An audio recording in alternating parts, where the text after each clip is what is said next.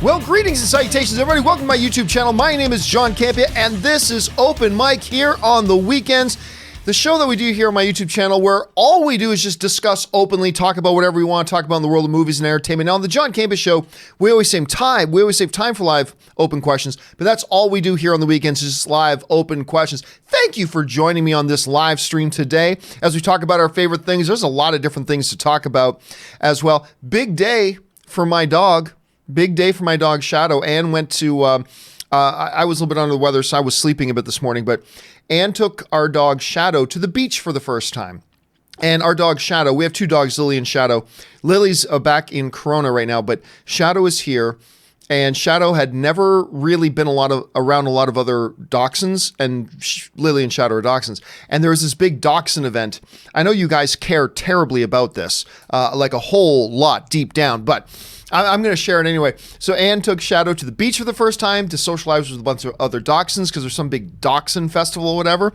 It's a good day for my dog, and my dog just got back, and she's so exhausted. Oh, my gosh. So anyway, but we got stuff to talk about here today. You guys have been firing in questions, so let's not waste any time and start off our Saturday live stream here by going to Jetfire97, who writes, "Don't waste your life, Stark. Jensen, love your vids." Jensen, I don't think that enough credit gets given to that character. I really don't. Honestly, I believe there's so much is owed to that character that, I honestly thought that maybe even in Endgame, there should have been some kind of, even just a momentary flashback to Jensen, because Jensen, if you really look back at Iron Man 1, is the one that sets Tony on his path. And Jensen's sacrifice becomes an incredible kind of formative event for Tony of what he would eventually do. Like, I don't think Tony could do in Endgame what he did were it not for that initial sacrifice made by Jensen. That's a character that we need to talk more about, I think. All right, thanks for sharing that, Jetfire. All right, Jimmy Anderson writes, "Hey, John, do you think WWE should give the belt back to Lesnar one more time? And what's your thought on Goldberg versus Undertaker at Super Showdown?" I don't watch wrestling anymore. I haven't followed wrestling in a long time. Like, I watch wrestling now. Like, I used to watch it religiously. Like, me and my buddies would get together on Monday nights and watch wrestling together. We'd have viewing parties and all that kind of stuff, but that was a while ago. Honestly, the last number of years, I'll watch maybe 2 of the big pay-per-views per year now. So I'll watch WrestleMania every year, and I have no idea who anybody is now. Like, I have absolutely no idea. I know who Shane is. I know who Triple H is. I know who Undertaker is. I know who John Cena is. But really, most of them, I have no idea who they are. So I really don't know any of the inner workings or what's going on with the WWE. So I honestly have no answer to that question, Jimmy. I really don't. Sorry about that. All right, Logan James Kyneston writes, it sends in a really big super chat. Thank you, Logan. I appreciate that. Would you have a film, or do you have a film that helped you through a difficult time due to its subject matter? Yeah, I do, actually. A couple of years ago, I was struggling to come to terms with my brother's death, and Manchester by the Sea really helped me. Oh, man, that's powerful. That's powerful, dude. Thanks for sharing that. I do have one. And it's a little bit different, but I'll tell you why. Years and years and years ago, somebody in our college circles committed suicide. And I knew him, and none of us saw it coming. We knew he wasn't doing great, but but it's just like any friend that you think's going through a little bit of a rough patch, right? We didn't really think much more about it than that. And then he committed suicide, and we all got together and we grieved about it. We were angry about it, and we all, a lot of stuff. It wasn't long after that I saw Tom Hanks's Castaway. And there is a moment in Castaway, and if you've watched my shows for a long time, you might have heard me talk about this before. There's a moment in Castaway.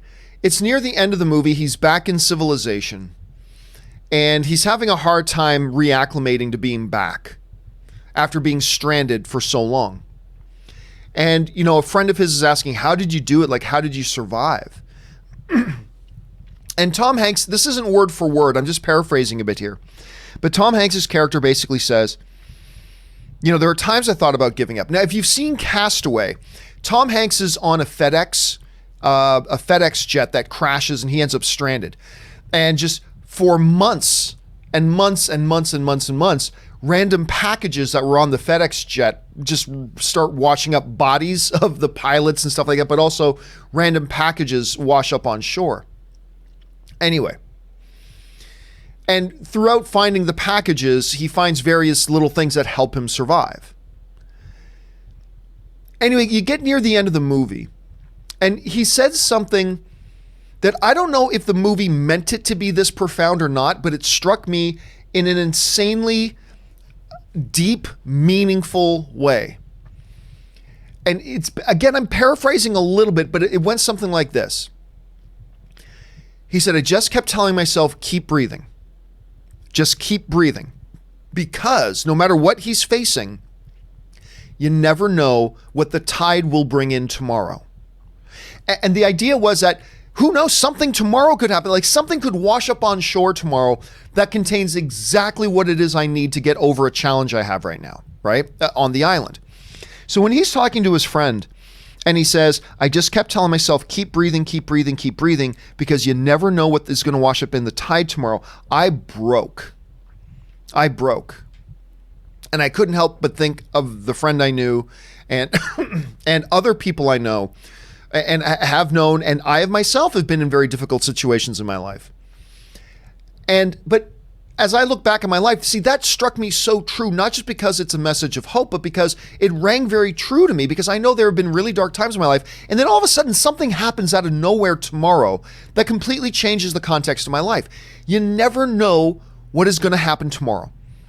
No matter how good your life is right now, be ready, something could happen tomorrow. But no matter how bad things are right now, the completely unexpected can happen tomorrow. And it's happened in my life. And I remember when I saw that movie, it gave me a lot of, gave me peace about it, but it also made me go, man, I wish our friend had seen this movie before doing what he did. And now, every once in a while, if I don't just want to be cheered up, because there are movies I go to and I just need cheering up, but if there's like something really dark going on, whatever, sometimes I'll pop in Castaway again. And it's a great reminder that no matter how dark things are today, life changes in instances. Like just in moments, life changes, and who knows what's going to happen tomorrow. And that was kind of the message I took away from Castaway. Who knows what's going to wash up on the shore tomorrow? And that's one that's really stuck with me. Anyway, that's just my thoughts on that, Logan. Thank you for sharing your story, man. And that's really special. Thanks for sharing, dude. I appreciate that. All right, let's move on here. Tyler Van writes, I think Hayden Christensen gets way too much blame as Anakin, where it's mainly the script's fault. There's a movie he did before Attack of the Clones called Life is a House, which I have seen and appreciate very much. He's really good in it and proves he can act. Also, hope you're having a good day, John. I both agree and disagree. Where I agree with you, Tyler, is that, I agree with you on a couple of things. Number one, Hayden Christensen was quite good in My Life is a House. He was quite good in that. Number two, he takes far too much blame, much like Ahmed Best, the guy who did Jar Jar. Just like Ahmed Best takes too much blame. Ahmed Best didn't write the dialogue for the character. Ahmed Best didn't decide how the character is supposed to be. Anakin didn't, Hayden Christensen didn't write Anakin's lines. I mean, they do take too much blame for that. They absolutely do. Now, what I will say on top of that, though, and Hayden Christensen's a good Canadian kid, by the way, is that Hayden did a number of movies after that, and I got to admit, I was never tremendously impressed with his acting after that. I really liked him in My Life is a House, but I've never seen him return to that level again. So anyway, I both agree on two counts. I disagree a little bit on another count, because I would love to see Hayden Christensen return again and show us that potential that he had in My Life as a House again, because I haven't seen it since, to be honest. Anyway, The Hero writes, John, I watched The Rover. Awesome. I love The Rover. Not everybody loves it. I love that movie. Robert Pattinson's amazing in it. Excellent suggestion. Admittedly, went from skeptic to a Pattinson advocate. Also, that Batwoman trailer needs to relax. Dude, I finally did see the Batwoman trailer. Not a good trailer. I'll say this. Now, I actually didn't mind the Batwoman character in the CW crossover. I actually thought it was pretty good. This was a bad trailer, though. But I will say this. I had a few people writing to me saying the trailer was all about man-bashing. And I'm like, okay. I watched the trailer. There's nothing man-bashing in that. Like, there are some people who interpret if a woman stands up and says something really pro-woman, that pro-woman automatically means man-bashing, and it doesn't. There is man-bashing, and we've seen that in media sometimes. But just saying something very pro-woman is not automatically man-bashing. It's not at all. And I honestly, I watched it, I didn't see any man-bashing in it. I saw a bad trailer. I didn't think the trailer was good at all. But I got to admit, I didn't see any man-bashing in it myself. I mean, simply, but they said Batman's abandoned us. Well, because that's what it looks like. Clearly, there's a story there. Batman and Gotham had disappeared a couple of years ago, and we don't know why. Now, I'm sure we're going to find out there was a really good reason, but Gotham's in this state like Batman just abandoned us. Where'd he go? Because they wouldn't know. So I didn't take any of that as bashing. But again, I wish I could tell you I like the trailer, because I think this show's got potential, especially after seeing the CW crossover, but I just thought it was a bad trailer. Anyway, Willow Yang writes, let's see, where are we at here? Willow Yang writes, I'm honestly kind of relieved that tomorrow will be the last Game of Thrones episode. I can finally stop stressing out every time Sunday rolls around. Yeah, it is crazy. And by the way, I was going to do a final Game of Thrones predictions video yesterday, but I kind of fell under the weather a little bit and I didn't feel up to it. I am going to do one later this evening. So a little bit later this evening, I'm going to do a live stream where we're just going to talk about because tomorrow night's the last episode. We're just going to talk in our live stream tonight about all of our Game of Thrones final predictions and theories about what's going to happen in the final episode. Come on back and join me later if you feel so inclined. All right. Qzada writes, what's going to come first, The Crow or New Mutants? Actually, New Mutants. I mean, at least Disney has actually set a release date now. So The Crow, at this point, dude, I don't even know if it's ever going to happen. Hiro Yui just sends a super chat. Thank you so much, man. I appreciate that. Jimmy Anderson writes, hey again, do you have any expectation for Westworld Season 3? I don't see that show going for 8 seasons like Game of Thrones, though. I'll tell you what, I think I'm tapped out on Game of Thrones or on Westworld. I wasn't thrilled with Season 1, although it had some incredible episodes, amongst some really boring episodes. But Season 1 was a little hit and miss. Then I started watching Season 2, and I thought Season 2 started quite strong. As a matter of fact, I liked Season 2 in the first episode or two, like, oh my gosh, this is such an improvement over Season 1. And then it just kind of fell off a cliff for me. I didn't find anything that they were doing interesting in the least. And I watched the finale of Season 2, and I'm pretty sure I tapped out. So my only expectation for Westworld Season 3 is that I'm probably not going to be watching it. I tried it. I know some people love it. There are elements of it that I really dug quite a bit, but overall, I find it to be a little bit of a chore trudging through an episode, and there's other things I can be watching, so I'm probably not going to be watching Season 3. Hiro Yoi writes, if 4 happens, beware John Wick's pissed. Hashtag Parabellum. Oh, I have no doubt there's going to be a John Wick 4. Of that, my friend, I have zero doubt. Absolutely zero doubt. And oh my God, the hype behind John Wick 3 Parabellum is absolutely legit. It's so fun. It's so fun. To this day, I don't know, and I'm including Endgame in this, I don't know that I've had just more pure fun at a movie this year than I did at John Wick Parabellum. I'm not sitting here saying it's a better movie than Endgame. I'm just saying I might have had more fun at this movie than any other movie this year. I'm not one, but just go see it, guys. Go see it. Incredible movie. Absolutely incredibly fun movie. All right. Aiden Foley writes, hey, John, hope you're doing well. I am doing well, Aiden. Thank you for asking. I watched this cool show on Netflix called The Society. I've had a couple people tell me about that. It's very similar to Lord of the Flies. Man, Lord of the Flies. There's really not been a lot like Lord of the Flies. If you've ever read that, just curious if you've heard of it. Thanks. We had to read Lord of the Flies when we were in school. I have heard of The Society, but only because a couple of other people, Aiden, have also kind of talked about it. So I still don't know anything about it, other than the fact that you're like the third or fourth person to tell me about it and recommend it to me. So I'm thinking I'm going to need to get on that, because the last time you guys all got me to watch a show, it was Doom Patrol, and I'm really glad that you did, because I love Doom Patrol. So I'm going to have to check this out. So I don't know the slightest thing about it. Aiden, I haven't seen a trailer for it. I don't know who's in it. Other than your little description about Lord of the Flies, I really don't know anything about it, and that's kind of an exciting place to be in. So I think I'm gonna have to give that a shot. I'm gonna try that one. I'll let you guys know when I do. I'll let you guys know when I get around to watching that. All right. Topher Rocks writes, favorite heist film, 1995's Heat for me. Heat's good. Heat's really good. That movie's a lot more than just a heist film, though. That movie's more than just a heist film. Off the top of my head, and again, if I was actually sitting down to think about it, I may come up with a different list. But I like The Bank Job. I like The Italian Job. I like Ocean's 11. Ocean's 11's a great heist film. As a pure heist film, it's great. There's probably a bunch more, but I just can't think of them off the top of my head. If I sat down and made up a list, but those are some of the ones that I really enjoy quite a bunch.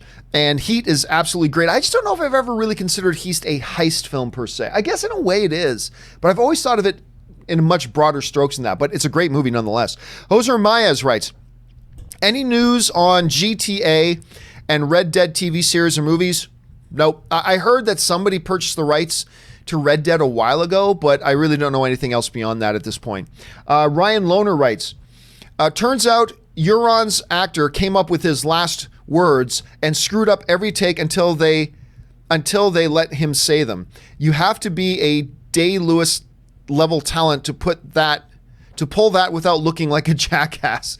I don't know if you have to be a Daniel Day-Lewis level actor to screw up every line, but what was the line? Was it the I killed Jaime Lannister? Was that the last one? Anyway, yeah.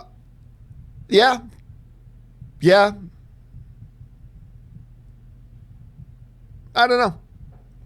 I don't know if you have to be particularly talented to screw everything up, but I've got to read the story on it. Film Boss writes, whatever happened to Alison Lohman movies? I miss her. Well, actually, Alison Lohman, who was big for a while, she's really talented, and she did that Sam Raimi movie, Drag Me to Hell. Anyway, she met my buddy, Mark Neveldine, while I believe they met while doing Gamer. Do you remember the Milo Ventimiglia and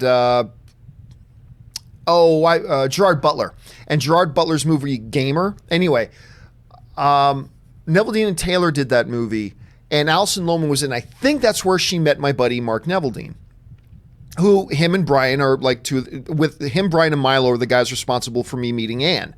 They're the guys that and you've heard me tell that story before. Anyway. So Alison Lohman met my buddy Mark at that, and they ended up getting married. Alison and Mark are married, and she decided to retire from acting. They decided they just wanted to focus on family, and she just wanted to focus on family, and she retired from acting. Now, she has still popped up in a couple of films, but they're all films that Mark has produced. So she popped up in Officer Down, and she popped up in Urge, but these are all movies that Mark actually produced. So yeah, that's what happened to her. So I guess that's all the acting she wants to do now. But she was great. I agree, man. I used to like her a lot. Tacky75 writes, for me, Thanos is the best comic book movie villain because he was the only one who made me think that our heroes might not survive every time they confronted him. I don't know if that's what I think makes him, because you can make any villain and say, oh, that villain's super powerful. I don't know if that is what makes a villain good to me. Just somebody being super, super powerful. Like Galactus is super powerful in that movie, but that doesn't make him a good villain. I think it goes beyond that. Now, having them be very powerful is good too, but any fourth grader can write a villain, say they're super, super powerful, almost undefeatable. Any grade 4 kid can do that. It was the other elements of Thanos that to me made him the most interesting. It was the philosopher Thanos. It was the Thanos who saw himself as the hero of his own story Thanos. It was things like that that really made him a top tier villain to me. Being super powerful is great, but it was all that other stuff that for me personally made him a top shelf villain. But that's just me. We've all got our different reasons that appeal to us differently. Lee Mallinson writes, odd superhero trope. The villain is never noticeably younger than the hero. That's true. Who do you think Who do you think that is? You probably meant why do you think that is? Can't think of an example where it isn't true. The one example that pops to mind is The Incredibles. I'm freezing on the name of the villain in The Incredibles. So remember in The Incredibles, he's just a little kid when he meets Mr. Incredible for the first time. That's the only one I can really think of where the villain is significantly younger than the heroes in The Incredibles. That's a good question. I don't know. Maybe it's just because we don't kind of think of somebody that younger can pose a threat to somebody older. I don't know. It's an interesting observation, Lee. I've never actually thought about that. Again, the only one that really pops to mind off the top of my head is The Incredibles. If you guys can think of more, jump down to the comment section and leave your thoughts because that's really interesting. I never thought about that. All right. Shelly Belly writes, just found out Build-A-Bear actually has a rocket. I'm not surprised. One of the great lines from Endgame. I'm not kidding. Until just now, I thought you were Build-A-Bear. That was such a great line. Matt Litton just sends in a super chat. Thank you, Matt. Zach Carper writes, hope you're having a good weekend. I am so far, thank you. Who's got the rematch, DC or Stipe? I'm a Stipe fan, but dang, DC is good at heavyweight. DC's good everywhere. I mean, DC's great everywhere. The only time he ever lost was to cheater John Bones Jones. That's the only time he's ever lost. And man, yeah, I am a huge Stipe fan. I love Stipe. But I do not think he matches up well against DC. So I think DC's got it. And look, I love DC. I think he's a great competitor. I'll probably be cheering for Stipe just because I really love Stipe, but I think it's going to be DC. He's just got too many tools that I don't think Stipe has an answer for. Suthius writes, hey, Mr. C, I don't like sand. Okay, Hayden. Then Suthius follows up with, I was wondering if you could bring back buy or sell. Perhaps bring up one of the main topics as a buy or sell. I do miss them. Here's the thing. I don't really do much that I used to do on my old show. But you're not the first person to ask me to bring back buy or sell. Maybe I will. Because the old show doesn't do those anymore. So maybe I will. Maybe I will. I'll think about it. Because you're not the first person to ask me about that, Suthius. You're not the first person to ask me. So maybe I'll bring that back. I'll think about it. How about that? All right, Guy Volt writes, does Angelos versus Kevin Lee tonight? Who do you got? I've actually got Lee tonight. Dos Anjos hasn't been the same guy for a while. Now, look, recently he's been turning it back up, but he has not looked the same as that dominant force of nature that we saw a few years ago. He hasn't just been the same guy. And I like a lot of Kevin Lee's tools matched up against Dos Anjos. It's going to be a very interesting fight, but I'm going to take Kevin Lee tonight. All right, TNS93 writes, honestly, about the Batman casting, my reaction was, I don't care, which was different. My reaction is, I don't care, which was different for Ben Affleck casting with the DC movies being so bipolar now. Punctuation's our friend. I'm having trouble understanding what it is you're saying.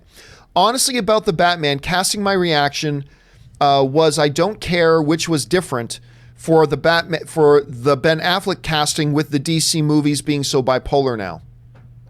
I think what you're saying is that you don't care about the casting now, but you did when Ben Affleck did. I'll tell you what, I don't care as much about the casting of Batman as I did about who's directing Batman.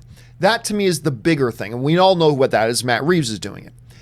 I've trusted Matt Reeves will get a good guy to do it. If it does end up being Robert Pattinson, great. He's a great actor. I'm sure Matt Reeves will use him well, and we'll see how that kind of goes. Alexa M writes, I watched Star Wars for the first time. Holy crap. Not many times, Alexa, do I get to talk to somebody who's just watched Star Wars for the first time. Good on you. I envy you. That's something I'll never be able to do again for the rest of my life. I'll never be able to watch Star Wars for the first time again. So that's awesome, and good on you for getting on that. Thanks for sharing that, Alexa. All right. Suthius writes, honestly, I would have snapped back at Tony no matter how hurt he was. I wasn't there. Mofo, I gave you a phone. You never called. You didn't call. Now I'm... Oh, and then a separate... the next one's a separate thing. Yeah, I mentioned that myself before. I said if Cap wanted to, when Iron Man was like laying into him at the beginning of Endgame, obviously he was wrong, but he was hurt and he was emotional and he was lashing out, and I get it. But one of the first things I said about that was, what Captain America could have clearly said was, hey, I gave you a phone and said, call me whenever you need me. You didn't call me. You know who did call me? Bruce. And guess what happened? I showed up. I showed up and I saved Wanda and I saved Vision. I showed up when I was called, but you never called me. I gave you that phone years ago. And now you just, ghost me for years? And now you're mad that I didn't show up when you never called? Of course, Cap could have said that. But he knew Tony was hurt. He was in pain. He was in loss. He was in suffering. He had just thought he was going to die floating in space. He just got home. I'm really glad he didn't. The only time he bit back at him was when he said, when Tony said, remember I wanted to build a super arm around the world, and Cap just said, and how did that turn out? which was a great snapback, but that was the last thing he did to snap back. He didn't snap back at him after that, which I thought was good of him. All right, Suthius writes, now I'm standing. Y'all happy? We're all standing up now. Bunch of jackasses standing in a circle. Frickin' love Rocket and his sarcasm. Dude, I remember when we were doing our episode of Best Movie, Worst Movie, which is the podcast that me and Cody Miller and Robert Meyer Burnett do. And we were talking about our best MCU movie and worst MCU movie. I remember being a little bit surprised when Cody said his favorite MCU movie is actually Guardians of the Galaxy. And it's not one you often hear. And it surprised me. But you know what? The more I think about it, it's still not my number one. But that is a damn special movie. And it's just little moments and things like that line, Suthius, that really add to it. And it's great. That's a fabulous line. All right, now I'm saying, happy? Now we're all standing. We're just a bunch of jackasses standing in a circle. It's great. It was a wonderful moment. All right. Super Green Flash of Tomorrow writes, hey, John, love the show. Thank you so much. What was the best trailer of the year so far, in your opinion? Mine is Rise of the Skywalker. It's actually The Rise of Skywalker, not Rise of the Skywalker. I don't know. I'd have to think about it.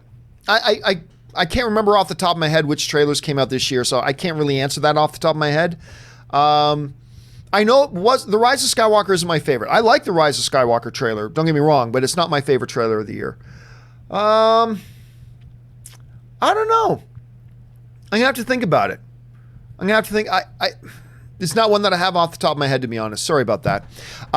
Alexa M writes, Mr. C, I'd like a live action version of Disney's Robin Hood, the one with the fox. I think today's CGI can be done very well. Hashtag justice for John Wick's dog. Well, John Wick got justice for his dog. So that's one of the great things about John Wick. I don't know. See, first of all, let's be clear. I love that version. I love that Robin Hood. Robin Hood and Little John running through the forest. I love that song. I love that movie. I remember it fondly. I mean, I grew up with that movie. Love it. But I don't know that it has the following or the nostalgia factor or as much recognition and public awareness as, say, Lion King does, or even a Jungle Book or something like that, right? So I don't know that Disney would put a lot of money into a movie like that when they're not sure how it would do. I do know this, Alexa. If they made it, I'd be there. Oh, I'd be there with bells on. Absolutely, I would be. But I don't know that we should hold our breath, because I don't know if that's one that they would do. But now you make me think about that movie, and I got to go back and watch it again. Robin Hood, Little John running through the forest. Anyway, not in Nottingham. All right, Suthius writes, in my opinion, I see a parallel between Thor and Luke.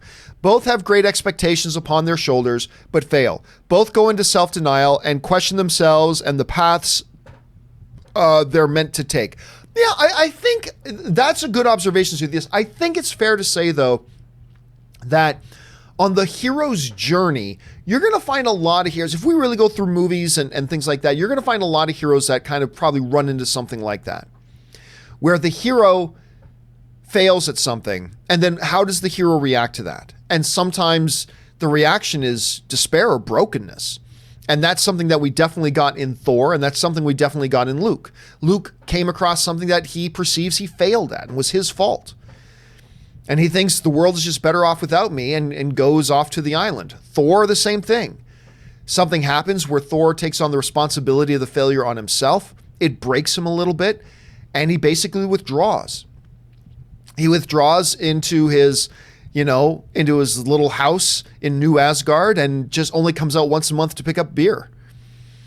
And so, yeah, but I don't think that's totally unique to just Luke or Thor, but it's a good observation. It's a very similar hero path for both of them. And then both of them eventually realize the world needs them, and they come out of their shells, per se. It's a good observation, Suthius. All right, Demetrius writes, hey, John, first super chat. Where should I begin on Star Trek? Ooh. If you're committed, I would honestly say the best place to start with Star Trek is the original series. And there was only, I think, 3 seasons of the original series, I believe. So it's not like there's a ton. I would start with the original series. I would honestly go original series, Star Trek The Next Generation. I would skip Star Trek The Motion Picture. I've got friends of mine who love that movie. Honestly, I think it's just garbage. I can't believe they made a sequel. And the sequel is, of course, is probably the greatest Star Trek movie of all time, Star Trek II, The Wrath of Khan. So I would go the original series, then I would watch Next Generation, then I would watch Wrath of Khan, and a couple of the original cast ones, and then I'd go to the JJ ones. But where to start? Honestly, I think the best place to start is the original series. Lee Mallinson writes, why did Gamora survive Tony's snap? Because she wasn't with Thanos. That's probably why. Like, Tony probably, he didn't think of everybody by name because he didn't know their names, just all the forces fighting with Thanos. Gamora was fighting against Thanos. She may have showed up with him, but if what was in Tony's mind when he did the snap was, dust everybody here fighting with Thanos. Or dust Thanos and everybody here fighting for him. And everything here fighting for him. If that was what was in his mind, then Gamora wouldn't fall under that because she was there fighting against him. Anyway, that's my first thought on that, Lee. Alexa M writes, I watched you for 2 months now. Thank you for all you do. Well, thank you, Alexa, and thanks for being along for the ride. It's good to have you here. Ben Rayner writes, Batwoman looks interesting enough. I just wish they picked up after Elseworlds instead of being another origin story. I agree. I don't know if it would have made the trailer much better, but I agree with you. I think they just should have picked up the show right where we met her in Elseworlds. I think they just should have picked it up right there. I don't think we needed an origin story. It's like, okay, we get it. Batman's been missing. You're Bruce Wayne's cousin. You picked up the mantle. You're protecting Gotham while Batman's gone. And you're using his Batcave, and okay, great. I got it. I know what I need to know now. I agree. I completely agree with you, Ben. I think that was a mistake on their part. I mean, I haven't seen the episode yet. I've only seen the trailer. But I should at least say it feels like a mistake right now. It feels like a mistake. We'll see once. I'll watch the pilot. I'll give the pilot a shot. But this trailer did not give me a lot of hope. But I will check out the pilot and give it a fair shot. To be fair, I didn't like the first couple of trailers for Black Lightning, and then I watched the show, and I love the show. So, keep that in mind. All right. Diego Mendez writes, I think the criticism of the Batwoman trailer is overblown. I really like the trailer, but the 2 dialogues about women empowerment really felt cringy and forced in there, in my opinion. I do feel like it was a poor trailer. And it had really nothing to do with the women empowerment lines, to be honest with you. Again, I don't think lines expressing women empowerment I don't think that equates male bashing. I think they are 2 separate things. I will concede that maybe it felt a little forced in there. Like it just felt like it was, I don't know. I don't know if the lines need to be there in the trailers. I think they'll probably fit in much better in the show.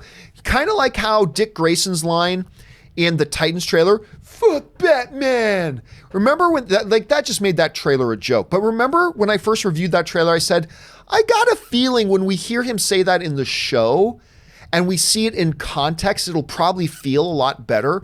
But in the trailer, it felt unnecessary, forced, and out of place, right? Remember that? And it did. In the show, it felt much more natural when you actually saw it in context. With the women empowerment lines, I felt the same way as the Dick Grayson line. I felt like, Well, that felt awkward and out of place and forced in the trailer, but I bet you when we see it in context in the show, it probably flows much more naturally. So I'm not too worried about that. I do wish I liked the trailer more, though, Diego. I do wish I liked it more because, like I said, I liked her appearance in the CW crossover last year. I like Ruby Rose. I've been keeping my fingers crossed for it. I just didn't think it was a good trailer. But hey, again, I didn't like the Black Lightning trailers and I ended up loving the show. Suthius writes, now that we've seen Endgame, do you still think Scott's story has come to an end? I sure hope not, and hope we see more of him and the Wasp. Yeah, so going into Endgame, I kind of felt, understanding that we hadn't seen Endgame yet, so who knows what they're going to do in Endgame. I felt that I don't think we're going to see any more Ant-Man after Endgame, because I feel like after Endgame, his purpose in the overall story of the MCU has now been served, and he's played out his role. And honestly, I didn't think we were going to see him again after that. I will admit, after watching Endgame, I think I feel a little differently about that now. I think I feel a little bit differently about it now. I think you could make more Ant-Man films. The Ant-Man films are not the most successful ones they've done. And I thought Ant-Man 2 was a step down from the first Ant-Man, but still good. I mean, I still liked Ant-Man and the Wasp. I still liked it quite a bit. But nowhere near as much as the first. The first Ant-Man, I'm just in love with that movie. I love that movie. The second one was still good. Needs more Michael Pena. Anyway. But yeah, I'm not going to say I guarantee we're going to get more Ant-Man now, but I do feel a little differently about it. And now that we saw what his role in Endgame was and how they kind of wrap up with him, I could see them doing more. I still don't know if they're going to do more, but I could see them doing more. I don't know a name writes, will the Disney logo be on Dark Phoenix and Avatar? It should. I mean, as the distributor of the film, it should. So I'm going to go out on a limb and guess yes, because they are the film's distributors, so their logo should be on there. And you're going to see the Fox logo because they're the production company. I think Disney's logo will be on there as well. So I don't know for sure, but we'll find out. James Bonner writes, hey, just wanted to share, Watch Mojo and DC have teamed up and have put the first episode of Doom Patrol on YouTube for free. Interesting. I mean, I've got the DC streaming service, so I can watch them all. But if you've been wanting to check out the first episode of Doom Patrol, I guess it's available on YouTube for free. Thanks for sharing that, James. Thanks for spreading the info around, man. All right. Suthius follows up and writes, I love the little details in the MCU. In Endgame, after the strike team took Loki's staff, they said it would go to Dr. List. Dr. List and Strucker would then use the staff to experiment on the Miracle Twins. Yeah, they did a number of things like that. I mean, it's also a little bit of, I would call it more fan service than attention to detail. They didn't have to have us hear them say, take this to Dr. List. Obviously, they already knew they needed to take it to Dr. List, but whatever, a little bit of fan service in there. And by the way, when like Tony's down in the basement and he runs into Howard and he says, hey, have you seen, I can't remember the doctor's name, but from Avengers or from Captain America, the First Avenger, right? Who is then in Captain America Winter Soldier because he's in the computer. I'm forgetting his name now. I can't believe I'm forgetting his name, but they say, hey, I'm looking for Dr. So-and-so. Again, it was forced. It was purely fan service, but it is kind of cool to see those little lines dropped in there. It is kind of nice to see those lines dropped in there. All right. Pool of Dead writes, saw Saving Mr. Banks. Love that movie. Emma Thompson, Tom Hanks, and Colin Farrell all gave Oscar-level performances, in my opinion. Great movie. Look, seriously, and Tom Hanks is great in it. Emma Thompson is great in it. Colin Farrell should have gotten a Best Supporting Actor nomination for his role in that movie. How you can be in a movie with Tom Hanks and Emma Thompson and be the standout, that's difficult. That's tough to do. And I honestly thought Colin Farrell could be, in my opinion, maybe the best performance of his career. He is so good in that movie as Mr. Banks. He's fabulous. It's a great movie. It's a wonderful movie. Great performances, but I actually thought Colin Farrell was the standout. I really did. And how often do you say that about another actor in a Tom Hanks movie? Not often. Kaiju Diesel writes, it appears John Wick is looking to slay Thanos with a 55 to 60 million opening. I remember this, they were saying projected 30 to 35.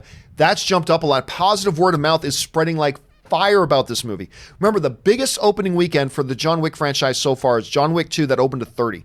This is going to have much bigger than that, which is amazing to see. It's going to slay Thanos with a 55 to 60 million projected opening weekend. Such an awesome franchise. How many more chapters will we get? They're going to keep this thing going as long as people say, look, as long as box office keeps going up and up and up for John Wick, and they can keep making the movies for pretty cheap, you can make 20 of these things.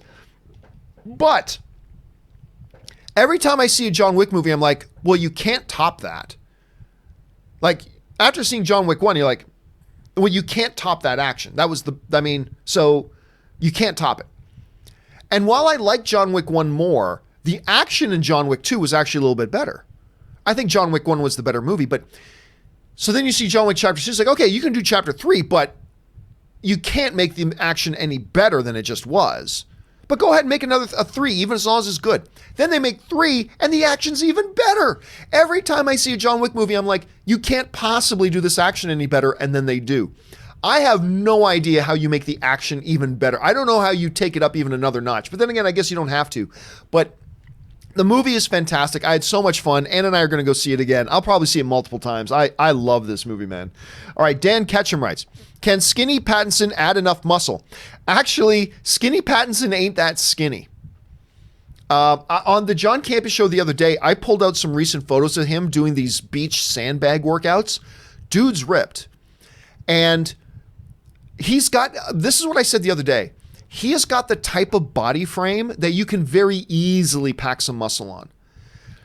Like, I have a stockier body frame. Like, I'm about 6 feet tall. I have a stockier body frame. It's difficult. Like, even when I was playing football and MMA and all that kind of stuff, I have a very difficult time putting on muscle. I can do it. You can do it. It's just, it's harder for us. Robert Pattinson, though, has that longer and that bone structure that you can say, oh man, he could just pack muscle on that easy. And he's not that far off.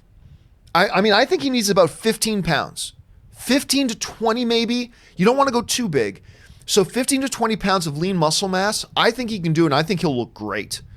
He's just got that body frame that can very easily do that. And he's already, and again, like I said, look up some pictures of Robert Pattinson working out on the beach, doing this sandbag workout routine with a trainer. He's looking really good already. He's looking really good. So, yeah, I don't think he's going to have too hard of a time, Dan. Damian Davies writes, off to see the 30th anniversary showing of Batman 89 in the UK tonight. Nice. So excited to see it on the big screen at long last. Yeah, man. I remember I was a kid.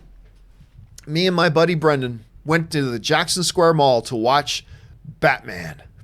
Never forget that.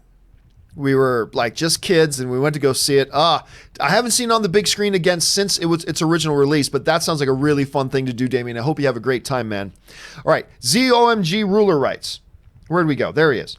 ZOMG Ruler writes, maybe Pattinson is Grayson and Affleck is Bruce retires. No, they're not. I can already tell you that's not what they're doing. Destiny writes, or nothing, just sends a super chat. Thank you, Destiny. Nicholas Pereira writes, some fanboys need a life. Well, you can say that about all of us sometimes, I think. Petitions, really? Yeah, petitions is the most idiotic thing in movies. We already know how we'll react. Let me try this again. We already know how will react all these fools when they will know who is the new actor for Wolverine.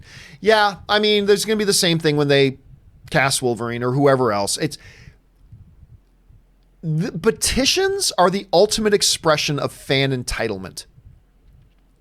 You're not doing what we want you to do. Quick, let's try to find a way to make them do what we want them to do because we know filmmaking better than them. I mean, it really is. It is the look, there's always been fan entitlement, and we all have it. Let's not pretend it's just some group of people that has it. Let's be honest with ourselves. We all have it to a degree. All of us do. Including this sucker right here. I have it as well. But when we recognize it, we need to check it. And all the fan petition stuff is to me is like one of the ultimate expressions of entitlement, of fan entitlement. You should do what we want you to do because we know better. And look, there are things I don't like. Obviously, there's many movies I don't like, things I don't like that they do in movie franchises or TV thing. But I just go, okay, yeah, I watch it. Didn't work for me, not good. I thought it was terrible, whatever. And then I move on. I'm going to start a petition. Oh my God. Just say you don't like it. Say why you don't like it. And then move on to something else. You're not going to convince Hollywood to do something you don't want them to do, or they don't want to do. I just, to me, it's an idiotic thing to do. And again, but I get it because of fan entitlement, and we all have it to a degree. I would just say, if you ever find yourself starting to sign one of those petitions, stop and go, wait a minute. Am I just acting like an entitled fan? I kind of am. Okay, I'm going to stop. Because we all do it. We all do it. Anyway. Okay. Ryan Lohner writes, Edgar Wright played a spoof of Zack Snyder on the last DuckTales. I didn't even know DuckTales was still a thing. I have no idea. I'll have to check that out. Amit Suresh writes, love the Endgame credits. OG's 6 signature, so cool. Yeah, but as you know, as Robert Meyer Burnett pointed out the other day, they actually copied what the Star Trek movie did in the last film with the original cast.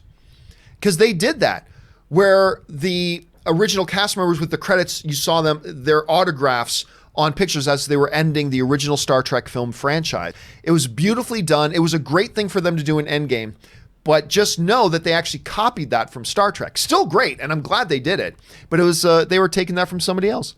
All right, Amit follows up with, I've been watching Arrow since it aired when I was 11. Wow. Now only 10 episodes left. The finale was pretty good. Can't wait for Crisis also. I have,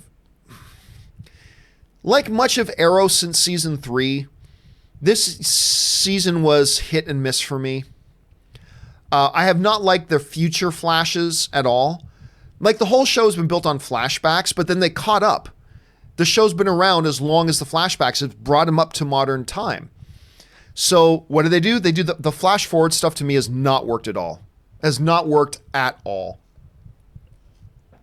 I really like the prison stuff they did. I thought that was bold.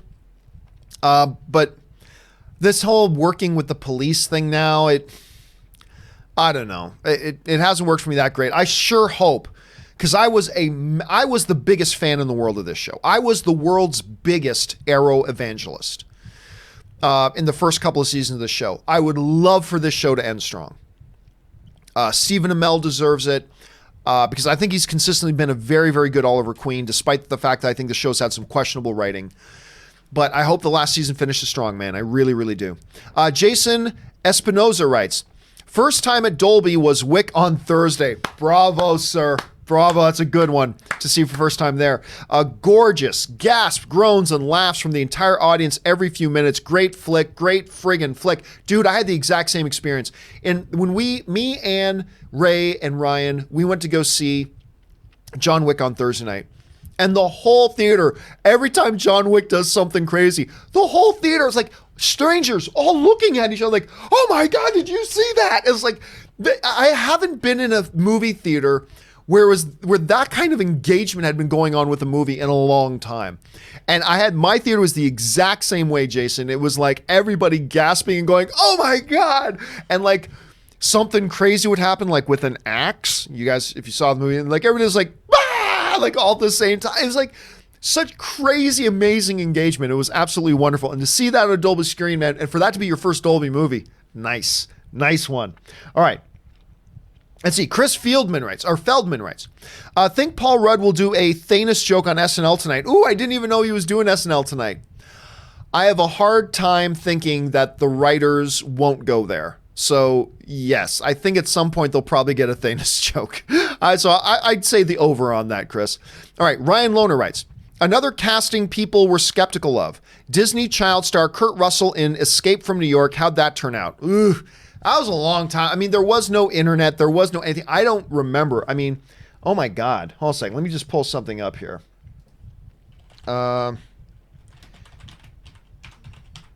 Escape from New York was 1981, so I was like 8. So I don't remember that. Also, was like Escape from New York wasn't a beloved property before that, right? So there's a little bit of a difference, but yeah, I don't remember. Look, this is why I always say It's all about, is the actor good? Is the actor good? That's the most important part. Okay. Where are we at here? Magic K writes, when will you make John Wick 3 spoiler discussion? I don't think I'm going to do a John Wick 3 spoiler discussion. I just don't know that there's enough to discuss other than, oh my God, that was awesome. Like in Endgame, there's so many things to talk about. And we're still trying to get through the rest of our Endgame videos. And believe me, they're coming. We've already up to like part 5 of our Endgame spoiler discussion stuff. And we got a few more to come. I just don't know that there's that much to talk about in John Wick other than, oh my God, that was awesome. So I don't think I'm going to be doing one. Also, I usually try to do my spoiler reviews on the Sunday after the movie comes out. That's when I aim to have my spoiler reviews. But we got a little thing called the end of the season or the series finale of Game of Thrones tomorrow. So obviously I got to be doing that. So yeah, it kind of sucks, but I don't think I'm going to be doing one. I don't think I'm going to be doing one for John Wick, but God, I love that movie.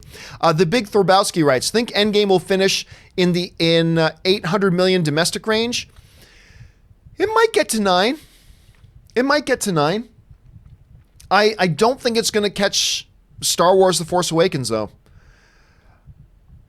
I mean, it's crazy. I think it will catch the worldwide record. I think it'll catch that, but I actually don't think it's going to catch The Force Awakens domestic record, which is really weird because when it opened, it looked like a foregone conclusion.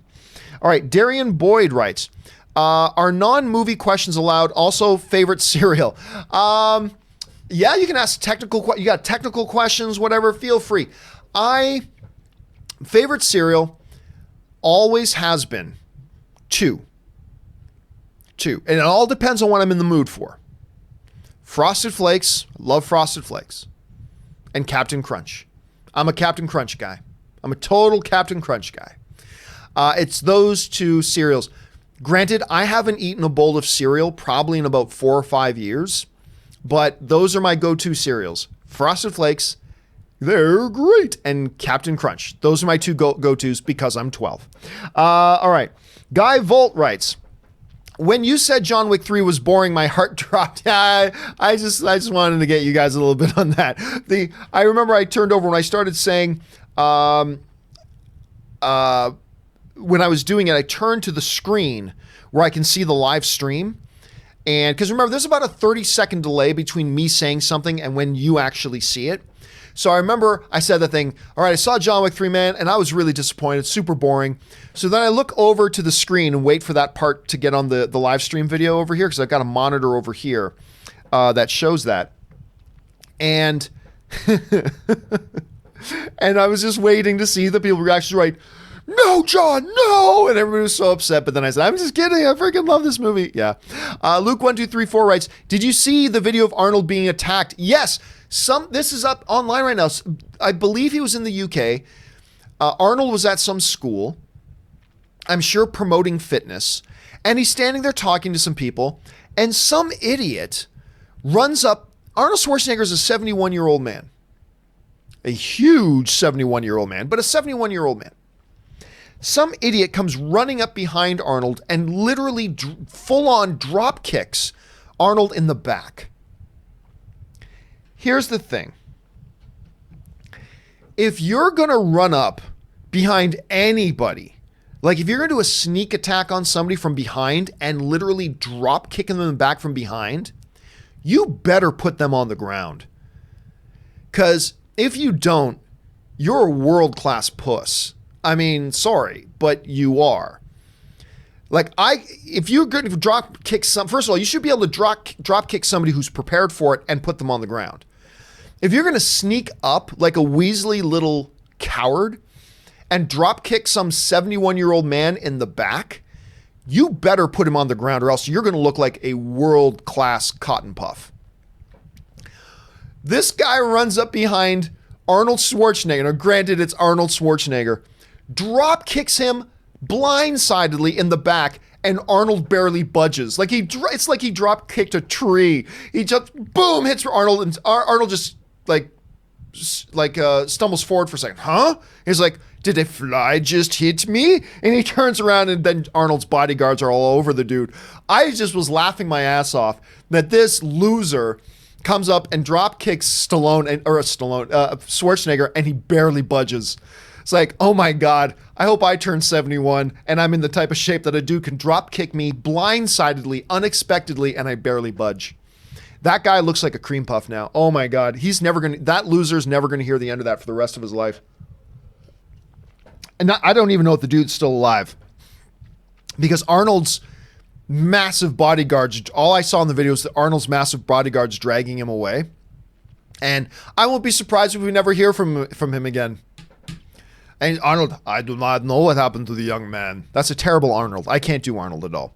My bodyguards took him away. I don't know what happened to him. Who knows? Mystery now. Yeah. We might never see this kid again. Okay, anyway. Luke1234 writes, which were you more excited to see, Star Wars Episode 1 or 7? Honestly, 1. 1. Phantom Menace. I was more excited for that than anything else. I mean, no one ever thought there would be more Star Wars movies.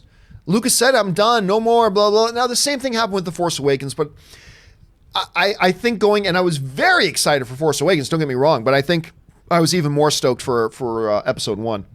Patrick Conway writes, Black Widow will be between Civil War and Infinity War, source Sebastian Stan. I have not heard that. I don't know if that's true. If it is, that makes sense. I would rather see a Black Widow movie take place between Infinity War and Endgame, but yeah, that would make a perfectly good one too. Again, I haven't seen that myself. I'd like to know, what's your source saying Sebastian Stan said that? I'd be curious to see that. It might be true. It could very well be true, but don't tell me Sebastian Stan's the source. Tell me who is saying Sebastian Stan said that. That's what I'd be curious to see. Edgar Navarro writes, is Steve still worthy after going back and spending his life with Peggy, then returning to the current timeline, or am I missing something? I don't see why he's not worthy.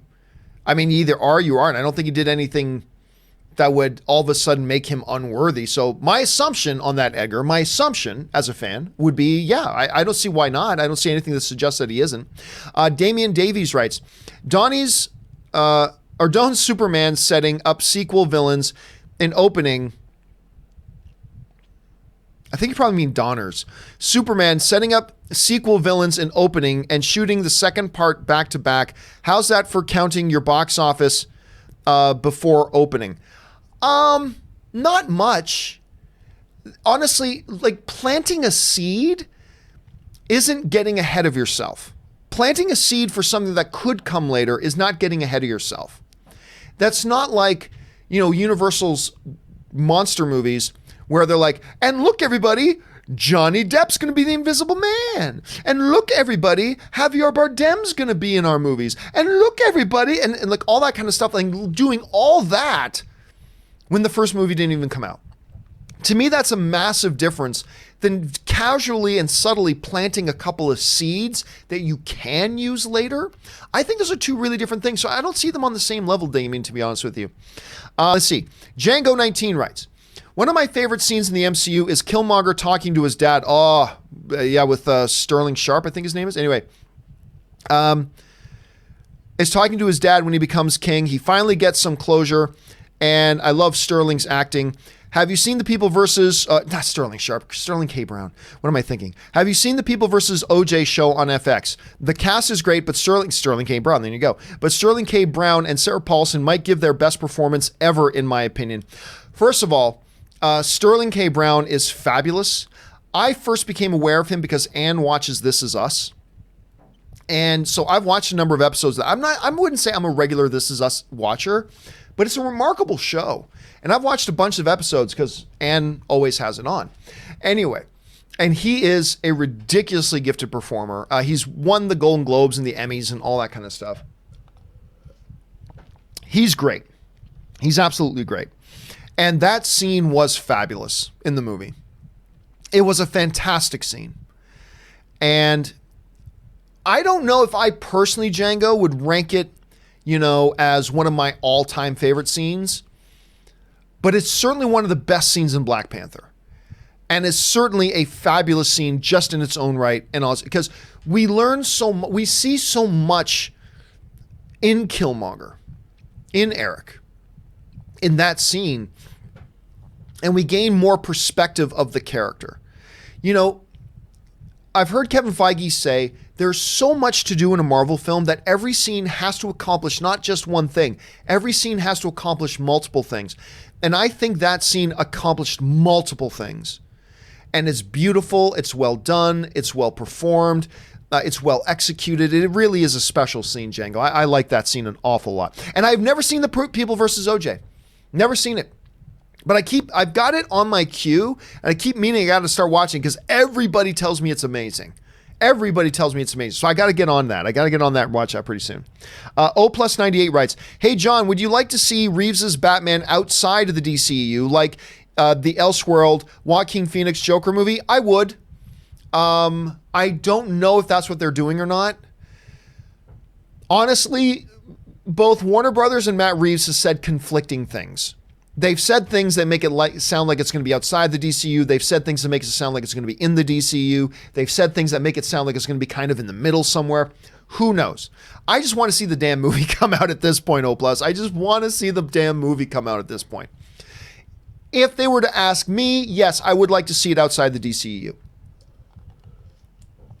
But that doesn't mean it can't work great inside the DCU either. So if I had my choice, I'd go outside, but it can work perfectly well inside. Let's see what Matt Reeves has in store for us.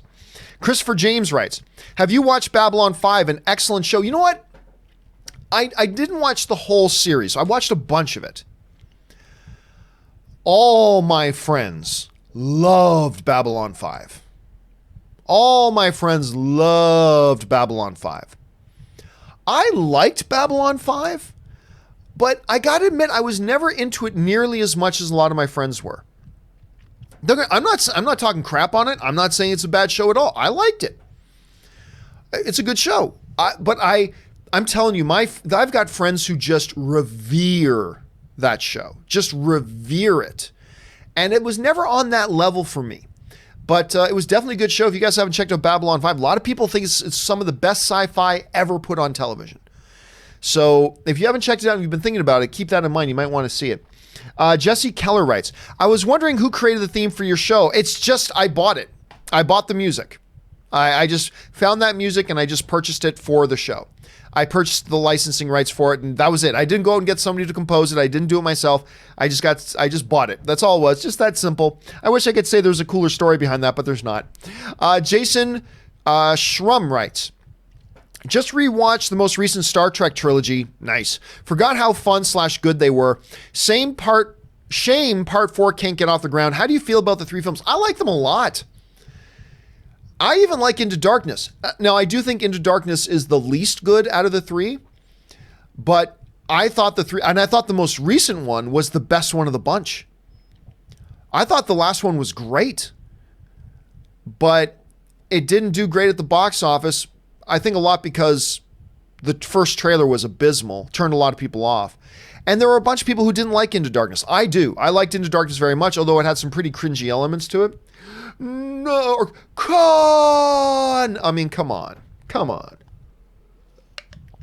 But still, overall, I thought the first one was great. I thought the third one was great. I thought the second one was good. And I was all excited when they talked about doing the fourth one with Chris Pine and Chris Hemsworth as father and son. I thought that was exciting. Got totally derailed. It looks like their focus is now on television. So, but I love those films, man. It really is a shame that it doesn't look like we're going to get 4. Django writes, any chance of Raptors coming back to win the series? I don't think so.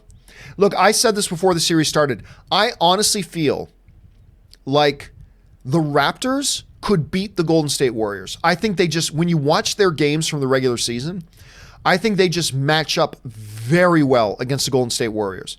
But I said, I don't think they match up as well against the Bucks. And I said going into this series, I said, I think Toronto's going to have a very difficult time with the Bucks. Like, it's not just the Greek Freak. Their bench is deep. They've got great defense. They move the ball. I mean, they're very, very tricky. Now, I think Golden State will crush the Bucks, And I think Toronto could have beaten I think Golden State will crush the Bucks, but I think Toronto could have beaten Golden State. But I said going into the series, I think Toronto's going to have a really hard time with Milwaukee. I don't see them coming. I think they'll win a game or two, but I can't see them coming back to win this series. I just can't.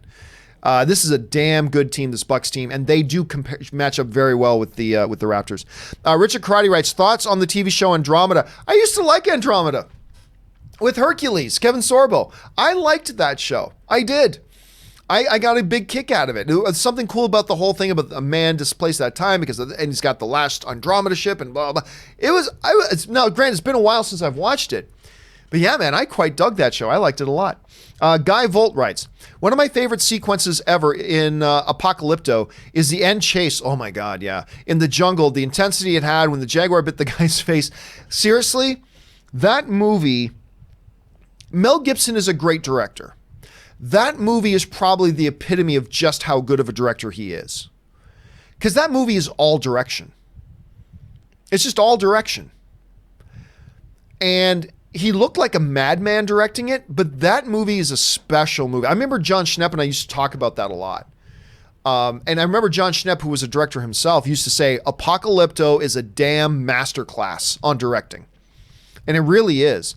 And it's a movie not enough people have checked out. It's powerful. It's so well done and so well made. And Gibson did such a great job with that movie.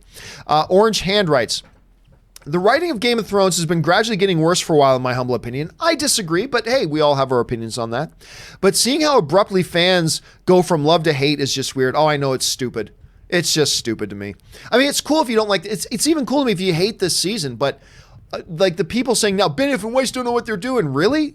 They created and show ran the most iconic, pulp culturally dominant television show maybe in history for 8 years. And now all of a sudden you're saying they don't know what they're doing. Like, I love the show this season. I think it's fabulous. I think it's absolutely fabulous. I've got friends who agree with me. I got friends who disagree with me. All cool. But at least my friends all go, but the show has been amazing. I just don't like this season. And that's fine. That's fine too. Really excited about the finale. Richard Karate writes, what happened to the BioShock movie? No idea. But guys, that's the thing. When a movie announces that it's getting developed, 9 out of 10 of them will never see the light of day. Tons of projects go into development that ultimately never get turned into something. Now, we may see BioShock at some time. Could be they just realize, oh, look, all video game movies fail at the box office. Oh, look, there have been 40 video game movies, and they've all been bad, and they've all failed. I mean, it's any video game property has a very tough uphill climb to make. But remember, most movies that get announced are being developed never see the light of day. Richard Karate writes, former WWE superstar Jack Swagger has joined MMA and won his last 2 Bellator fight. He looks legit. Have you watched him, and do you watch Bellator at all? I watched some Bellator fights, and I saw the Jack Swagger first fight. I'll say this. He won. I don't think he looked particularly good, but he did win. Of course, he was fighting a tin can, and that's fine. That's who you should be fighting when you're just starting. I don't know that he'll be able to make that transition, but I'll keep my eye on him with great interest. I don't think he's the next Brock Lesnar to come from there into MMA and become like a world champion like Lesnar did. But let's see if he develops. Richard also writes, would love a live action Titan AE movie. Thoughts? I've been asked that many times. Not me personally, but I've known several people that have said that exact same thing, Richard. And I've had other people write in on the show saying the exact same thing you just did. So clearly there's a little bit of a hunger for it. I'm not sure I'd be all that interested in it myself, but it seems like there are a bunch of people who may. So who knows? Maybe. The Crone Doggy writes, I'd love to see a movie about a good Canadian breakdancing lawyer who goes on to make the best damn movie-related show on earth. Too unbelievable? Quite frankly, kind of boring. It would be kind of boring, I think. But hey, man, I appreciate it. Fortunately, you can just watch the real thing every single day. Thank you for the vote of confidence, Crone Doggy. I appreciate that. Southius writes, I honestly don't care who's playing Batman or Supes or Flash. Bring it on. Bring on all new casting and whatnot. Just don't let us wait too long. Yeah, the waiting game has kind of become a big part of being a DC movie fan these days, is wait. Hurry up and wait. They announced Matt Reeves was doing the Batman movie years ago. And they still haven't got a finished script, by the way. The script's still not done. They finished drafts of it, but the script is still not finished. So who knows what's going to happen there. Flash is obviously in chaos. But look, Walter Hamada clearly has a plan. And to me, for my money, the plan is clearly working now. He's the new sheriff in town. DC, I believe, is heading in the right direction. I'm going to give them all the benefit of the doubt until I see otherwise. Because right now, Aquaman was a big success for them. Shazam, while maybe not making huge box office money, it is profitable, but not huge box office money, was one of their biggest successes with critic ratings and fan ratings. Walter Hamada's got the DC ship going in the right direction now. It's going to take a little time. We just need to be patient with them. All right, Patrick Conway writes, someone seriously drop-kicked Schwarzenegger, I know, and barely budged him. How you can drop-kick somebody blindsided, unexpected in the back, and not put them on the floor? Cream puff, ladies and gentlemen. That dude's a cream puff. Then again, it is Arnold Schwarzenegger, a 71-year-old Arnold Schwarzenegger. Hector Jeter writes, when I was a kid, I'd always prefer Back to the Future 2 and Temple of Doom over the originals. As I got older, I appreciated the originals more overall. I never preferred Back to the Future 2. I've always thought the first one is... Honestly, I like Back to the Future 2 and 3. The only one out of that trilogy that I think is a truly all-time classic is the first one. That's just my opinion. I don't think I ever liked Temple of Doom more than the original Raiders. But damn, I do love that movie. Indy 1, 2, and 3 are all great. My favorite is actually the third one. The third is actually my all-time favorite Indy film. I love that. It ends with them riding off on horses into the sunset. So perfect. Love that franchise. Junior. I love that one. All right. Suthius writes, what exactly can Mantis do during battle? I don't know much.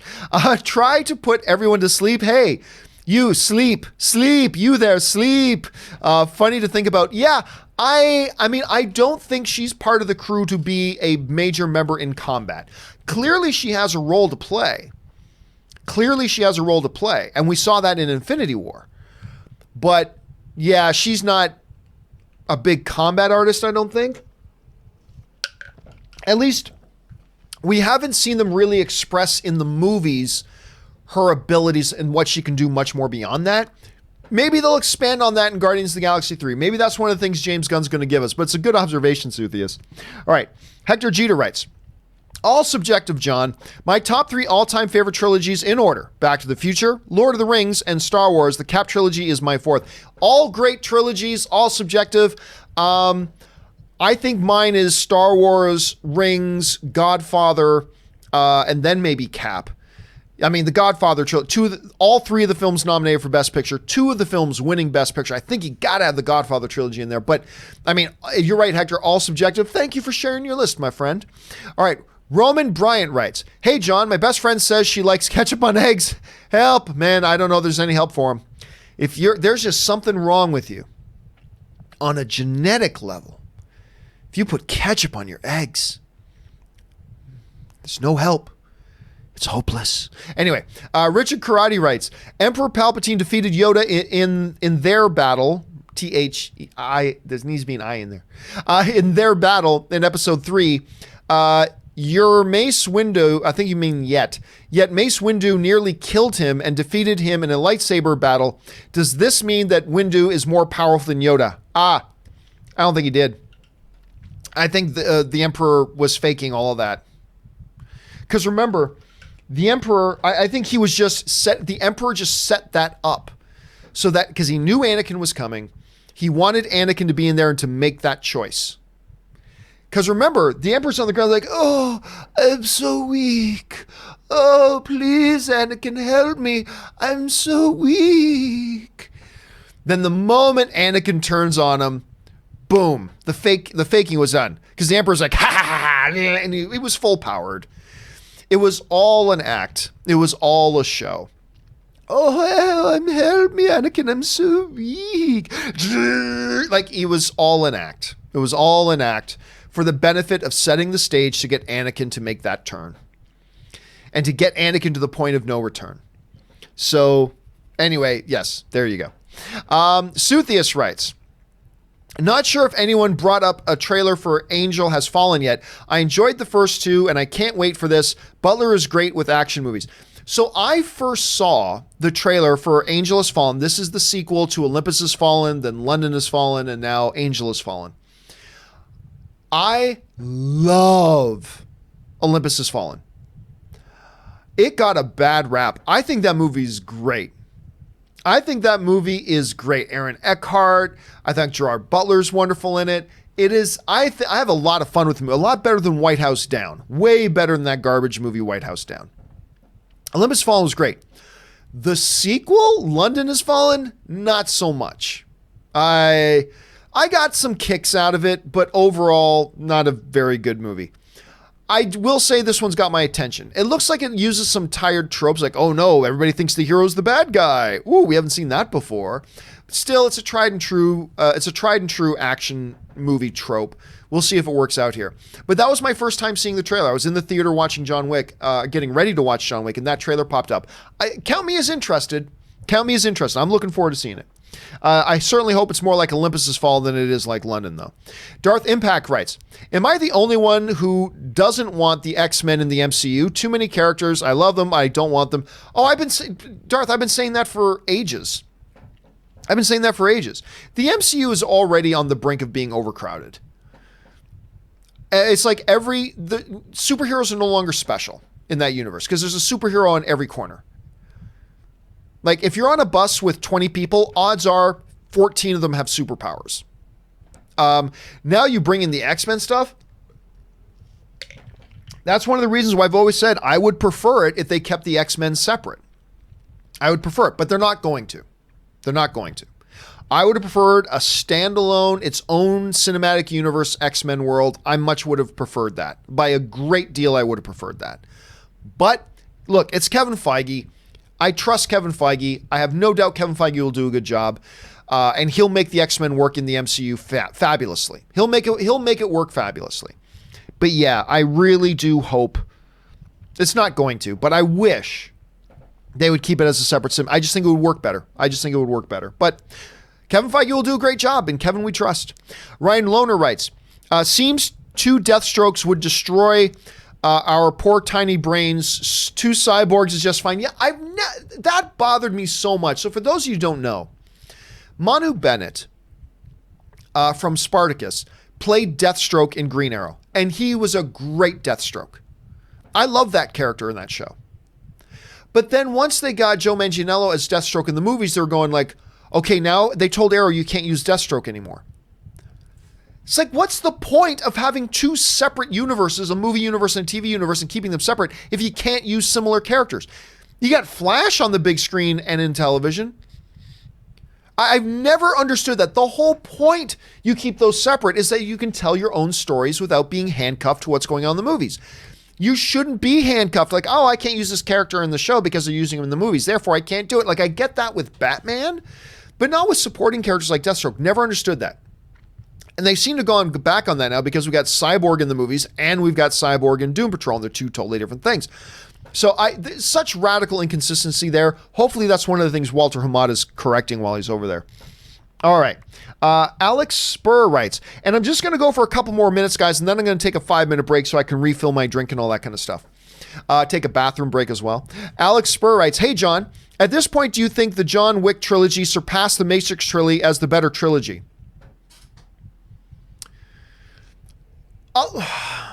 Look, clearly the best movie out of all 6 is The Matrix. The Matrix is the best movie out of all 6 of the Matrix and John Wick movies, no doubt. Is there better action in the John Wick movies? Yes, but overall, none of the John Wick movies come close to holding a candle to the first Matrix. But Matrix 2 and 3 weren't great. I personally like Matrix 2. A lot of people didn't, though. But I think Matrix 2 is actually quite good. But most people, including me, don't think Matrix 3 is very good. I don't know. It's hard to say. I'd still probably say the Matrix trilogy is the overall the better set of films. But if all you're looking for is just the pure action of it, it's hard not to say the John Wick trilogy at this point. It's a good debate to have. I'd have to think about it. Right now, I'll lean towards The Matrix still being the better set of films overall. But there's an argument to be made there. There is an argument to be made. I have to think about it a little bit more. Good question. Richard Karate writes, best Dolph Lundgren acting performance in your thoughts? Honestly, probably his stint on Green Arrow. He was a small recurring character for a few episodes in Green Arrow, and I actually thought it was some of the best acting I've ever seen him do, so I might have to say Green Arrow. Richard follows up with, I'm still hoping for the fight everybody wants, including me, to happen in the MCU one day, the Thing versus the Hulk. Do you think they will ever clash? Your thoughts? They might. I remember one of the very first comic books I ever bought was Thing versus Hulk. It was one of the very first comics I ever bought. Now, the reality is the Hulk would destroy Thing pretty quickly. I mean, just really. But it all depends on what kind of incarnation they do with the Thing. It would be interesting to see them do it in the movie universe. But if they do, Hulk better win that fight. Because Thing may be a better character, but the Hulk would clearly win that fight. I mean, the Hulk is the one who in the Marvel comic world almost took over the world. Like, he just went through and just trashed all the Earth's heroes in World War Hulk. But it would be fun to see, and we probably will get it at some point. We'll probably get it at some point. All right, Darth Impact writes, Feige teased Namor and said there's not going to be another solo Hulk movie, and Universal's obviously not going to use them. Well, Universal doesn't have the production rights. Universal can't make those movies. They only have the right to distribute Hulk movies if Marvel makes them. And Universal's obviously not going to use them. Is Feige just biding his time and waiting for the rights to run out? Rights don't have a time. There's no time running out. Universal has the rights to distribute the Hulk films in perpetuity. There's no ticking clock. This isn't like a production deal. Because Universal doesn't have the rights to make a Hulk film. They only have the rights to distribute a Hulk film that Marvel makes. And since it's not up to them to put a Hulk film into production, there's no ticking clock for them. So Marvel's just going to have to accept they're never going to be able to make a standalone Hulk film until they're willing to make a deal with Universal. So there's no ticking clock on that for them, unfortunately. Unfortunately for Disney, there's no ticking clock. Richard Karate writes, coming from the UK, I've been dying to see Captain Britain in the MCU. Do you think we will get a Captain Britain movie in Phase 4? No. Do I think we'll eventually get a Captain Britain movie? Yes. Do I think we're getting one in Phase 4? No, I don't. Right now, Phase 4 is already filling out. Here are the films that we already know are coming in Phase 4. We know we're getting a Black Widow movie. We know we're getting The Eternals. We know we're getting Guardians of the Galaxy 3. We know we're getting Doctor Strange 2. We know we're getting Black Panther 2. We know we're getting Captain Marvel 2. There's 6 films right there. I'm going to assume we're going to get another Spider-Man one in there as well. So there's 7. So Phase 4, I'm thinking is looking unlikely. Unlikely. Not impossible, but unlikely. But I do think they will eventually get around to Captain Britain. I do. Richard then writes, over under 30% that the next Avengers movie, whenever that is, could be Avengers versus the X-Men. No. And that could lead into Black Panther meeting Storm and so on. No, I don't think so. Remember, Black Panther already has his love interest. Black Panther has his love interest who's going to be his queen. She signed up for multiple films. I don't think they're going to do that Black Panther with Storm storyline. I don't think so. And I do believe we're going to get an Avengers movie in Phase 4, near the end of Phase 4, so a few years down the line. So I think we're going to get an Avengers movie then, and we're not even going to have X-Men in the universe yet. So no, I don't think the next X-Men or the next Avengers movie is going to be Avengers versus X-Men. I don't see that happening. Darth Impact writes, at least not next. I'm not saying it could never come, but I don't think that's next. But who knows? Who knows? Anything's possible. Darth Impact writes, love the MCU since the first Iron Man. I even love the ones people panned, like the Incredible Hulk. Phases 1 through 3 were amazing, but I gotta admit, I'm a little nervous about Phase 4. And you're not alone, Darth. I think there's a lot of people a little bit nervous about Phase 4. Not because we've seen anything we don't like, but it's because now we're moving beyond what we're familiar with, right? And once you start moving beyond what you're familiar with, obviously we're going to be a little bit nervous. And don't confuse nervousness with pessimism. Those are two different things. I also am a little bit nervous for Phase 4. I'm not pessimistic about it, but I'm a little bit nervous. Look, the MCU, for all the characters and everything they have been built on Captain America and Iron Man. Captain America and Iron Man have been the pivotal groundstones or cornerstones, I should say, for the MCU and almost everything they've done. And now we're moving into an MCU that doesn't have them.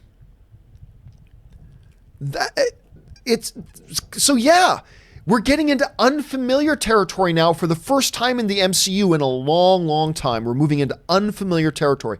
And when you move into unfamiliar territory, that can make you a little bit nervous. But again, let me reemphasize, nervousness is not the same as pessimism. And I'm not pessimistic about the MCU. It's still Kevin Feige. He knows what he's doing. I'm sure it's going to be fine.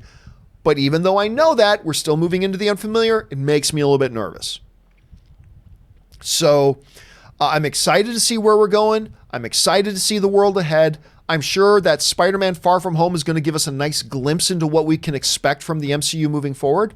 But don't feel bad about feeling nervous, man. Even I feel a bit nervous about it. And then Darth Impacts writes, just because you're awesome. Well, you're awesome, Darth Impact. Thank you so much. I appreciate that, man. All right. Jonathan Teft writes, the rat in Endgame could be Master Splinter, a Ninja Turtles crossover movie confirmed. Wouldn't that be funny? Although I believe Ninja Turtles are working with DC, because I believe there's a Batman versus, I'm not kidding, I believe there's a Batman versus the Teenage Mutant Ninja Turtles animated movie coming out. I believe a trailer for that dropped a little while ago. So there's not that. But there you go. That was Master Splinter saving the day. That's a good observation, Jonathan. All right, Django19 writes, went to see John Wick and they accidentally started playing Endgame again. Oh my goodness. I told my friends, Thanos snapped John Wick out of existence. Badass movie. It happens from time to time. Again, when you understand that probably like 25,000 screenings happen a day or more, just in America. Probably 25,000 times in America per day, a screening starts. It's amazing these little mistakes don't happen more often than that. Honestly, that's the surprising thing to me, is that more of these mistakes don't happen more often. Because when you think about all the little details and things that have to be covered in actually doing a screening of a film, a little mistake can become obvious like that. I'm just surprised it doesn't happen more often, Django. All right. Jonathan Teft writes, after seeing Endgame for the third time, it's great to still be catching new things I missed before, like the Asgardians chasing Rocket with the ether shouting, "Get the rabbit." I love that line. I did catch that one my first screening. Get the rabbit. I thought that was a great. I think a lot of people miss it because the audience is laughing and the line isn't spoken very loudly. So I think a lot of people in the audience missed it, but I did catch it the first time I saw it, and I thought that was hilarious. But I'm telling you, man, right up to my fourth screening, I was catching new things. The fourth screening is the one when I don't think I caught anything new, but right up to that point, each of my first three screenings, I was catching little things that I did not catch in my previous screenings. And that's just a testament to how much is actually packed into that movie. There's a lot of stuff in there, and yeah, so I completely agree, man. I completely agree. And I did love that line. All right, Jonathan follows up with, notice how Thanos' plan was to wipe out half of life, and in the end of Endgame, half of the original 6 Avengers are gone.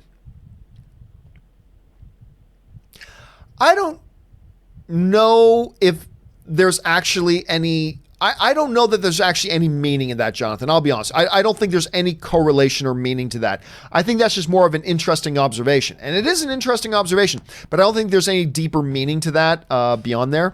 All right, Django19 writes, not saying IMAX is better than Dolby, but I prefer seeing Endgame in IMAX because the screen ratio is bigger. It's shot in IMAX, so you won't see all the pick in Dolby. I mean, no, what you're saying is factually true. But I still think you're not missing anything. Like, in my opinion, Django, the stuff that you're not seeing in a regular screen is nothing important. It's not like It's not like on the edge of the screen in IMAX, there's, oh my God, in the IMAX screening, Wolverine and Professor Xavier show up, but you don't see it in the regular screening. It's also like, I am Professor Xavier. I will come and help you fight Thanos. Like, it's not like that pops up at the bottom of the IMAX screening and you just totally miss that if you go see it in Dolby or another screening. You don't actually miss anything. To me, and again, it's all a matter of preference, Django. Nothing wrong with you having that preference. Nothing wrong with me having this preference. It's all just a matter of personal taste. For me, the better sound and the better image. Like that dual laser projection system that Dolby uses with the deepest blacks, the richest colors I've ever seen in a screen. To me, that more than makes up for it. But like you're pointing out some very accurate stuff. Both IMAX and Prime Dolby both have their advantages. They do. I personally think the advantage is that Dolby puts it over the top of IMAX. Other people with your personal preferences will go the other way. Either way, you go see Endgame in an IMAX screen or a Prime Dolby theater, you win. Either way, whichever one you pick, you're winning. No losses in this one. Thanks for the observation, Django. All right, Joshua Howard writes, is it okay for a director to lie to the studio in order to secure his vision of a film? I've been watching making of videos on old movies, mostly 70s horror, and that was a common thing they said they did. No, it's not okay. It's not okay. And you can't get away with that crap these days like you could back then. You just can't get away with it these days like you could back then. And no, it's not okay, because at the end of the day, it's not the director's movie. If the director's paying for it themselves out of their own pocket, fine. But if somebody else is paying for it, then that's their movie. You're there to direct. You and the studio agree on a vision and all that kind of stuff before you do it. That's great. But it isn't your movie. It doesn't belong to you. You're hired. You're collecting a paycheck from somebody to make that movie. And at the end of the day, I know everybody's like, no, it should all be about the artist. It should be about the artist. Shut up. Shut up. Whoever is paying for the movie, it's their movie. Like, I always bring it down to this. I can hire a interior designer for my house, right? It's my house. It's my money. And if I hire you, yes, I want you to bring your creative vision and inspire me, give me an idea for something, and then we agree on a vision. If I come back to my house later and you went off and did something else saying, I had a different vision than what we agreed on, so I went and did my vision, I'm beating the shit out of that dude. Because it's my effing house, and I paid for it with my money. Great, you're the artist, but that's why we're supposed to come to an agreement about what we're doing first, and then you're supposed to do what I want. Because it's my house. I'm paying for it. If you wanted to do your vision, you should have paid for it your damn self. Anyway, which is kind of a situation we got into with Lord and Miller on Solo. Like, look, I love Lord Miller. You all know this. You've seen me review all their movies. I adore Lord and Miller. But the BS they tried to pull on Star Wars was not cool. Was not cool. They agreed to make a certain movie. They agreed in advance. This is the movie we're making. We're going to use Lawrence Kasdan, the guy who wrote Empire Strikes Back. We're going to use Lawrence Kasdan's script, blah, blah, blah. And they just started making a movie that wasn't the movie they agreed to make. And Lucasfilm had to fire them. And it sucks. I still love Lord and Miller, but that was some BS. And you do that today, you're going to hurt for work later on. There are going to be studios that just simply won't want to work with you because they're not going to trust you. So that's why it's becoming more and more important for both studios and for the directors, for both of them, to make sure they're on the same page before they start. Because if a studio doesn't want you to make, if you're a director and a studio doesn't want you to make a movie that's your vision, then walk away. Walk away. Don't be a deviant little bitch and like take the money and then don't do what you agreed to do. There's nothing cool about that. You're just a loser if you do that. Make sure you're in agreement before you start. And if they don't want you to do what you really want to do, then walk away. Go somewhere else or raise your own damn money and make the movie yourself. And if you're a studio, make sure you really communicate with your filmmaker before you start. This is the type of movie we're going for. Now, understanding this is the movie we're going for, give us your pitch. How would you take this property? What would you do? And then go back and forth and come to an agreed upon vision and then do that. And there have been a lot of times, not only have there been Hollywood stories about directors not doing what they agreed to do, but there's also lots of Hollywood stories. The most recent Fantastic Four is a great example, where a studio agreed to make a certain movie and then they just changed their mind and started wanting to do something else, completely going against what they agreed with the filmmaker to do. That's not cool either. But that's why I always get really frustrated when I hear about these stories between studios and directors. Why can't you get on the same page before you begin the damn thing and then stick to it? Once you made an agreement, once you've agreed to do something together and you all say you're happy with it, stick to it, studio. Stick to it, director. I don't know. But look, it's not like it's a one-size-fits-all situation. Every situation is different and unique and brings its own dynamic. So I don't want to make it sound like I'm trying to paint the whole thing with one big broad brush. Every situation is unique and different, but no, in general, Joshua, I do not think it's cool for a director who's a freeloader and not making things with their own money. They're spending other people's money to do things, to lie to a studio and to do things that they didn't agree upon to do in the first. I don't think that's cool. If you're a good director, sell your vision to the studio. Get them on board with it. And if they don't get on board with it, then walk. Go do something else. But don't lie and cheat and steal, and because ultimately that's what that is to me. Anyway, that's just my thought. I know that's not the cool thing to say. I know the romantic thing to say, oh no, go with the artist vision. Whatever the artist wants is what you should do. I know that's the cool thing to say, and I know that's the romantic idea, but at the end of the day, that's BS, I think. But whatever, that's just me. All right, Jonathan Teft writes, oops, sorry, I took a bit of a jump there. Where was Jonathan Teft? Endgame for the third time.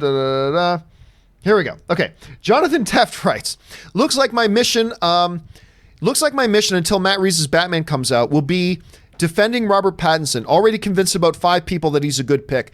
I mean, look, ultimately, Jonathan, the proof will be in the pudding. We'll see it when he does the movie. But until then, people got to understand that this is a good bet. The Robert Pattinson is a good bet just because he's a good actor. Now, the biggest roadblock we're going to run into with people is that all they know Robert Pattinson, because they're not real movie fans, they're more just big comic book movie fans. And so all they know about Robert Pattinson is that he was in Twilight. That's what I find is usually the battle. Now, this is not true of everybody. Let's be clear. Because there are people out there who have seen Good Time. There are people out there who've seen The Lost City of Z. There are people out there who've seen Queen of the Desert. There are people out there who have seen The Rover. There are people out there who have seen all these Robert Pattinson movies and still don't think he's a good pick. And that's cool. Nothing wrong with that. Absolutely fine. What I do find about 90% of the time, though, is when I talk to people who say, I don't like Robert Pattinson for Batman. That's ridiculous. And I'll ask them, have you seen any of these movies? No. Why would I want to watch a movie with Twilight Boy in it? That's usually the case.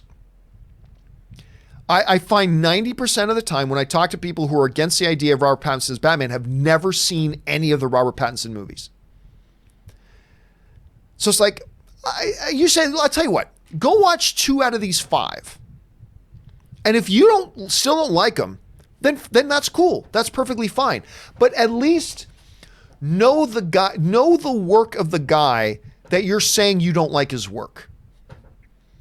If you're going to say you don't like his work, at least watch a little bit of his work. And then if you still say you don't like his work, no problem. That's totally fair. That's totally fair. Nothing wrong with that.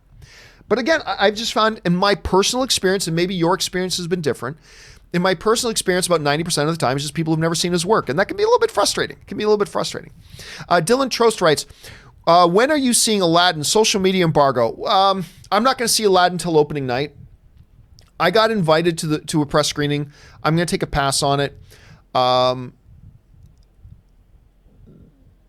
Disney is a studio that always lets the press see the movies early and lifts review embargoes early, they're only having the press screening 2 days before the movie opens and lifting the review embargo the day before it opens. That's a total red flag. So I'm not going to go out of my way to go to an early press screening. I'm going to go see it opening night. I'm still excited to see it, but the fact that they're hiding the reviews of this, that's really unusual for Disney. That kind of tells me Disney doesn't have a lot of confidence in this movie. And that's a scary thing because Disney is always oozing confidence with their movies for good reason. But this one, they're not showing confidence in. And if they're not, I've always said, if you're not confident in your movie, whatever studio you are, why should I be confident in it, right? So the embargo lifts on the day before the movie comes out. Not a good sign. Not a good sign. I love Disney, but that's not a good sign. Let's be honest. Jonathan Teft writes, I became a fan of Pattinson after seeing him in the amazing films, The Lost City of Z and Good Time. I haven't seen anything else he's done. What's the next movies of his I should watch? Look, not everybody thinks The Rover is his best. I personally think his performances in The Rover is the best I've seen him do. And he's great in all those other movies as well. He's fabulous. I really like him in The Rover. I would suggest that one personally. But I'm glad you're getting on that train, Jonathan. All right, I don't get likes rights. Mount Rushmore, Hugh Jackman, Robert Downey Jr., Tobey Maguire, really, and Chris Evans. We talked the other day about what would we put as our Mount Rushmore of comic book movie actors. To me, it's Hugh Jackman, Robert Downey Jr., Ryan Reynolds as Deadpool. He's only done 2, but he has completely defined that character. He has 100% defined that character. And then the 4th spot is a little bit of a battle between Christopher Reeve and Chris Evans for me. I'd probably put Christopher Reeve ahead of Chris Evans, but I could have my mind changed on that. So that's my list. That's your list. I like your list. Don't get likes. All right. Jeff Jones sends in a really big super chat. Thank you, Jeff. I appreciate you supporting the channel that way. Writes, some people love Twilight, others hate it. Regardless, Robert Pattinson did fantastic in the role. Outside of that, one of my favorite movies of his is Remember Me. Oh, I always forget about Remember Me. Powerful story and one of the few movies that made me cry. I'll tell you straight up, I didn't love Remember Me, but he's really good in that movie. I totally forget. I never bring that one up. When we start talking about it. Hold on a second here. I'm trying to remember who his co-star in that was. Why am I forgetting the name? It's a movie that's, for those of you who don't know anything about it, it's about a movie, a dude that dies during the Two Towers attack. Anyway, who was it that was in that with him? Chris Cooper was in that. That's the one other name that I recognized in the movie. And Pierce Brosnan's in there too and stuff like that. Anyway, Pattinson is really good in it. And I always forget about that one, Jeff. Good catch on that one. Thank you for bringing that one up. I really thought he was quite good in that. I thought he was really, really good in that. Good one to bring up. All right. Paul Gutierrez writes, just send a super chat. Thank you, Paul. Jonathan Teft writes, I'm not a big fan of horror movies, but I loved Hereditary. Oh, Hereditary's great. Just watched the trailer for Midsommar, and now it's one of my most anticipated movies of the year. Dude, that movie is that trailer is creepy as hell. I mean, straight up creepy as hell. Honestly, I can't get over how creepy that trailer is. It's like, it's, now, unfortunately, it's got a little bit, the trailer feels a lot like a Pet Sematary trailer. It's got the same kind of beats that the Pet Sematary trailer did. And I thought the Pet Sematary trailers were great, but I thought the movie was terrible. Hopefully that's not the case here. But it's another win for A24, man. Another win for A24. This thing looks creepy. I cannot wait to see this. By the way, they also played a trailer for that in front of John Wick. Jonathan Teft follows up with, have you seen the animated movie Monster House? I have not. At least I think I haven't. That was like, wasn't that like in 2005 or something? Hold on a second. Let me pull this up. 2006. Sorry, I stand corrected. 2006. And it had like Steve Buscemi. Who were some of the other people that were in it? Anyway, did I see it? I don't think I saw it. This is the movie I was thinking. I don't think I saw it. I think I took a pass on it. Or did I see it? I can't remember now. Anyway, Paul Gutierrez writes, hey, John, just rewatched Glory last night, and in my opinion, such a great movie and great soundtrack. Would you consider it an underrated film? I don't know, because I think a lot of people really like Glory. Now, this is, of course, if we're talking about the Denzel Washington movie, if we're talking about that one, I think most people really like Glory. It's hard for me to say a movie is underrated if most people who have seen it really like it. Like, if most people who see it really like it, it's hard for me to call it underrated. Maybe it's a more fair sentiment to say it's underappreciated. Maybe not enough people know about it, or not enough people saw it, or not enough people talk about it. But I don't know if I'd call it underrated, because I think in most circles people do quite like that film. So anyway, that's just kind of my thought on that. But good movie. Let's see here. Sean Sullivan writes, have you seen a show called The 100? If not, you should give it a shot. It's so good. I never did. I never thought it looked all that good. But it's funny. I've got this friend Sharon who also watches The 100 and really likes it and has recommended it to me. So maybe I should check it out at some point. But no, I thought it looked like a cheap production show, to be honest with you. And maybe that's not fair that I use that as a basis to not check it out. But like, I don't have a lot of time to watch a lot of TV as it is, so I can only watch a few number of shows. So I've never been tempted by The 100. I've never been tempted by it. But I've heard a few people say it's a pretty good show. Maybe at some point I'll have to put it on my queue and check it out. All right. Jonathan Teft writes, I think Nicholas Hoult would make a better Batman villain. I could see him as Scarecrow, Riddler, Two-Face. Again, I've talked about this before, Jonathan. You mean you could see him as a Scarecrow that you would write in your head, or as a Riddler you would write in your head, or as a Two-Face you would write in your head. Any of those characters that the directors make could be a totally different incarnation. You never know. I think he'd be a great Batman because, again, it doesn't matter what he's been in before. It doesn't matter what he looks like. It's all about, is he a good actor, and do you have a good director that can bring out the performance that he needs? Nicholas Hoult, to me, is certainly the caliber of actor that he could do a Batman easily. And I think this thing, I could see him being a Riddler, but what Riddler? The Tommy Lee Jones Riddler? I don't think he'd be a good... So it all depends on the incarnation, right? So I don't know that I agree. Dylan Trost writes, do you think we will get a second teaser for the Rise of Skywalker over the summer, or will they wait until the usual fall trailer to show us anything else? I think there is a possibility that come D23 we will get a new trailer. I think there's a possibility in July we get a second trailer. I don't expect that it'll be much, but I do think there's a good possibility that probably D23 we get something. If not, then yeah, they'll absolutely wait to the fall. If it was up to me, I would say wait to the fall. There's no point in putting out new trailers at this point in time. Not this far out from when the movie's coming out. There's no purpose for it. There's no need for it. There's no benefit to be had by it. You'll get some people talking about it right now, but then that talk will eventually peter out over a couple of weeks. There's no point. But I do think there's a good chance that come D23 we'll get it. Maybe even Comic-Con, but most likely D23.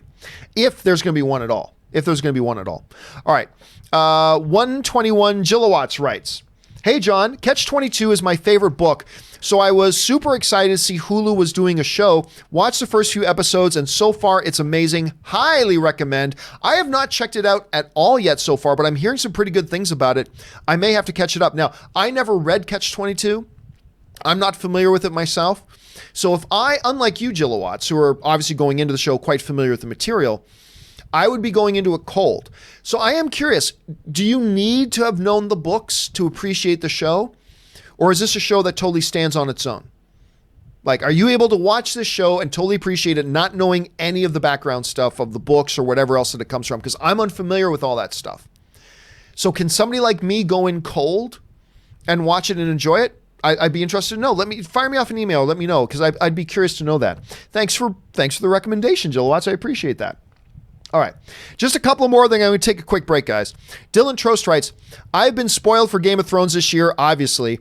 I have never watched a single episode. Do you think it's still worth it to watch the entire series? Oh, yeah. Yeah, absolutely. 100%. 100%. It's a dynamic, fun, great show. Look, I'm not the biggest Game of Thrones fan in the world. I'm not a major throne follower or anything like that. Again, I couldn't tell you the lineages of all the houses, and I can't tell you anything about the books. I've never read them. I never will. But just as a television fan, it's great television, man. It's really good. I found it very enjoyable, including this season. This season's been awesome. To me, this season has been spectacular. spectacular. Not just good, it's been spectacular, in my opinion. There are people out there that don't agree, and that's fine. But me, I think it's been absolutely exceptional. AJ Lancaster sends in a super chat. Thank you, AJ. Matt Brown writes, IHOP has a burger omelet with ketchup and eggs on them. One of the reasons, Matt, that I don't go to IHOP. Screw IHOP. Now, I actually got an IHOP not far from here. I don't often go to Denny's or IHOP, but when I do, I tend to lean more towards Denny's. Maybe subconsciously, Matt, maybe I knew that they had a omelet burger with ketchup on. Ugh, disgusting. All right. Last two questions, and then we're going to take a break. The Fishbowl Illusionist sends in a large super chat. Thank you, Fishbowl Illusionist. I appreciate that. Thanks for supporting the channel on that level. Top Batwoman trailer quote, sarcasm. This suit will be perfection when it fits. I think the line is when it fits. When it fits a woman. You look like a female Bruce Wayne. I will not let a man take credit for a woman's job. Garbage, wrong feminism. Well, no, look, here's the thing. I don't find anything about positive female empowerment statements. There's nothing wrong with that. There's nothing wrong with it at all. I would want to know, why do you have a problem with it? What's the issue? Seriously. Because the line with you look like a female Bruce Wayne. You mean I'm great, awesome, and handsome? I mean, that was a very positive, affirming line. That was one of the few good things about the trailer, actually. I thought that line was one of the few good things about the trailer. Overall, I didn't think the trailer was very good. Actually, it's quite bad. But I thought that one line, you mean I'm awesome, amazing, and handsome? I thought that was actually a great line. I thought it was a really good line. Anyway, the whole, it will be when it fits a woman. There's nothing wrong with that line. Who cares? Because she's talking about herself. Like, obviously it's perfect when it fits me. When it fits a woman, it'll be perfect. I mean, because she's talking about her. I had no problem with that line. I didn't think it was necessarily a good line, but I didn't think there was anything wrong with the line either. The one line that I felt was a little bit rushed was, I'm not going to let a man take credit for a woman's work. That felt forced. But again, ideologically, I've got no problem with the line, and I would have to question, why do you have a problem with it? What's the ideal, from an ideology point of view, what's the problem with it? I just thought it was cringy. I just thought it was a bad line that didn't fit, and it felt forced in there, so it didn't work for me. But I take no other exceptional problem with it, and I would have to ask any guy, why are you being triggered by it? Like, do you have a deeper seated issue here that these expressions are triggering you to be angry? Why is positive affirmation of women something that gets you triggered and angry? Seriously, like, to me, it just was a bad line, particularly that last one. I'm not going to let a man take credit for a woman's work. That was a bad line that did not work in the trailer. It was a little bit cringy. Okay, but why do you get triggered? I would have to challenge you, my friend. I got to challenge you a little bit to look in the mirror and say, why am I getting triggered by that? Garbage, wrong feminism. What? It didn't work, but why are you getting so triggered? Why does positive affirmation of women so threatening to you? Why? Well, seriously, why does it make you all of a sudden get defensive and get your back up and feel all the what? It didn't work. Okay, it doesn't. I don't think it's very good, but there's nothing there as a man that is threatening or should make a man feel defensive. It's an expression of positive women projections. Okay, it didn't quite work, and I thought it felt forced and out of place and didn't work for me, but there's no deeper issue there than that. So why are you getting angry? And I always want to challenge, like, male friends of mine who get triggered by this. It's like, wait a minute.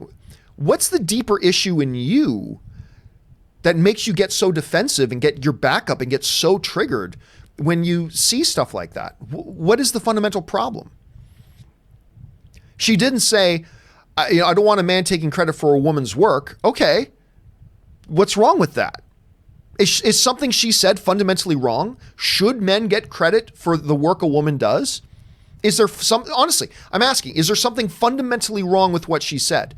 It wasn't a good line and it doesn't work in the trailer, but beyond that, what is fundamentally in error with what she just said.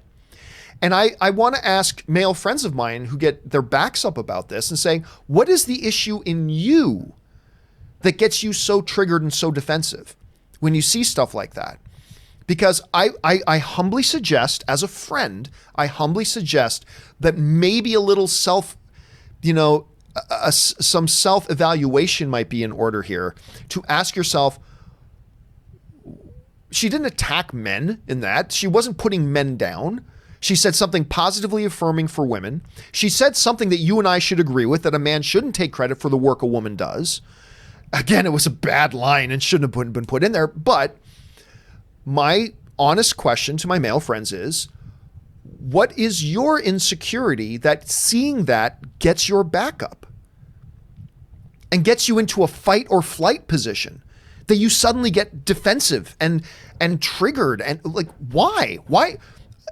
Because look, I am a straight, white, proud male, but I see nothing in that trailer that I took offense to as a male. There was nothing in there that was offensive to me as a man.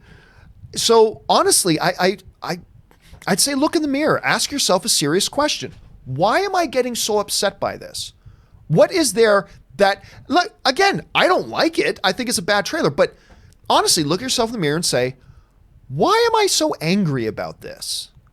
Like, it's just one thing not to like in a trailer, but honestly, look in the mirror and ask, why am I getting so triggered? Why do I need to get on a chat board and type in capital letters, garbage, wrong feminism? Like, there was nothing inappropriate in there. Not a lot particularly good in there either, am I right? But there is nothing particularly ideologically wrong in that. So again, why are you getting so defensive and triggered by it? Why does it make you so angry? Why does it put you into a fight or flight scenario? Why does it make you lash out like that? What is it in you that causes that kind of a response? I would just challenge you. I would just challenge you as a fellow film fan, as a fellow fan of media and stuff like that. I would challenge you to look in the mirror and ask yourself that question. But anyway, that's just me. Enough of me preaching my sermon today. Okay. Jeff Jones writes, like you, I dislike time travel in movies, but one you really should watch is About Time, a beautiful romantic comedy, but also there is some amazing father-son scenes that I think you will really love. I think I know the one you're talking about. That's got the English actor, the guy from Star Wars, Brendan Gleeson's son, Donal Gleeson. Hold on a second. About Time, IMDb. Yes, and Rachel McAdams. Nice little comedy.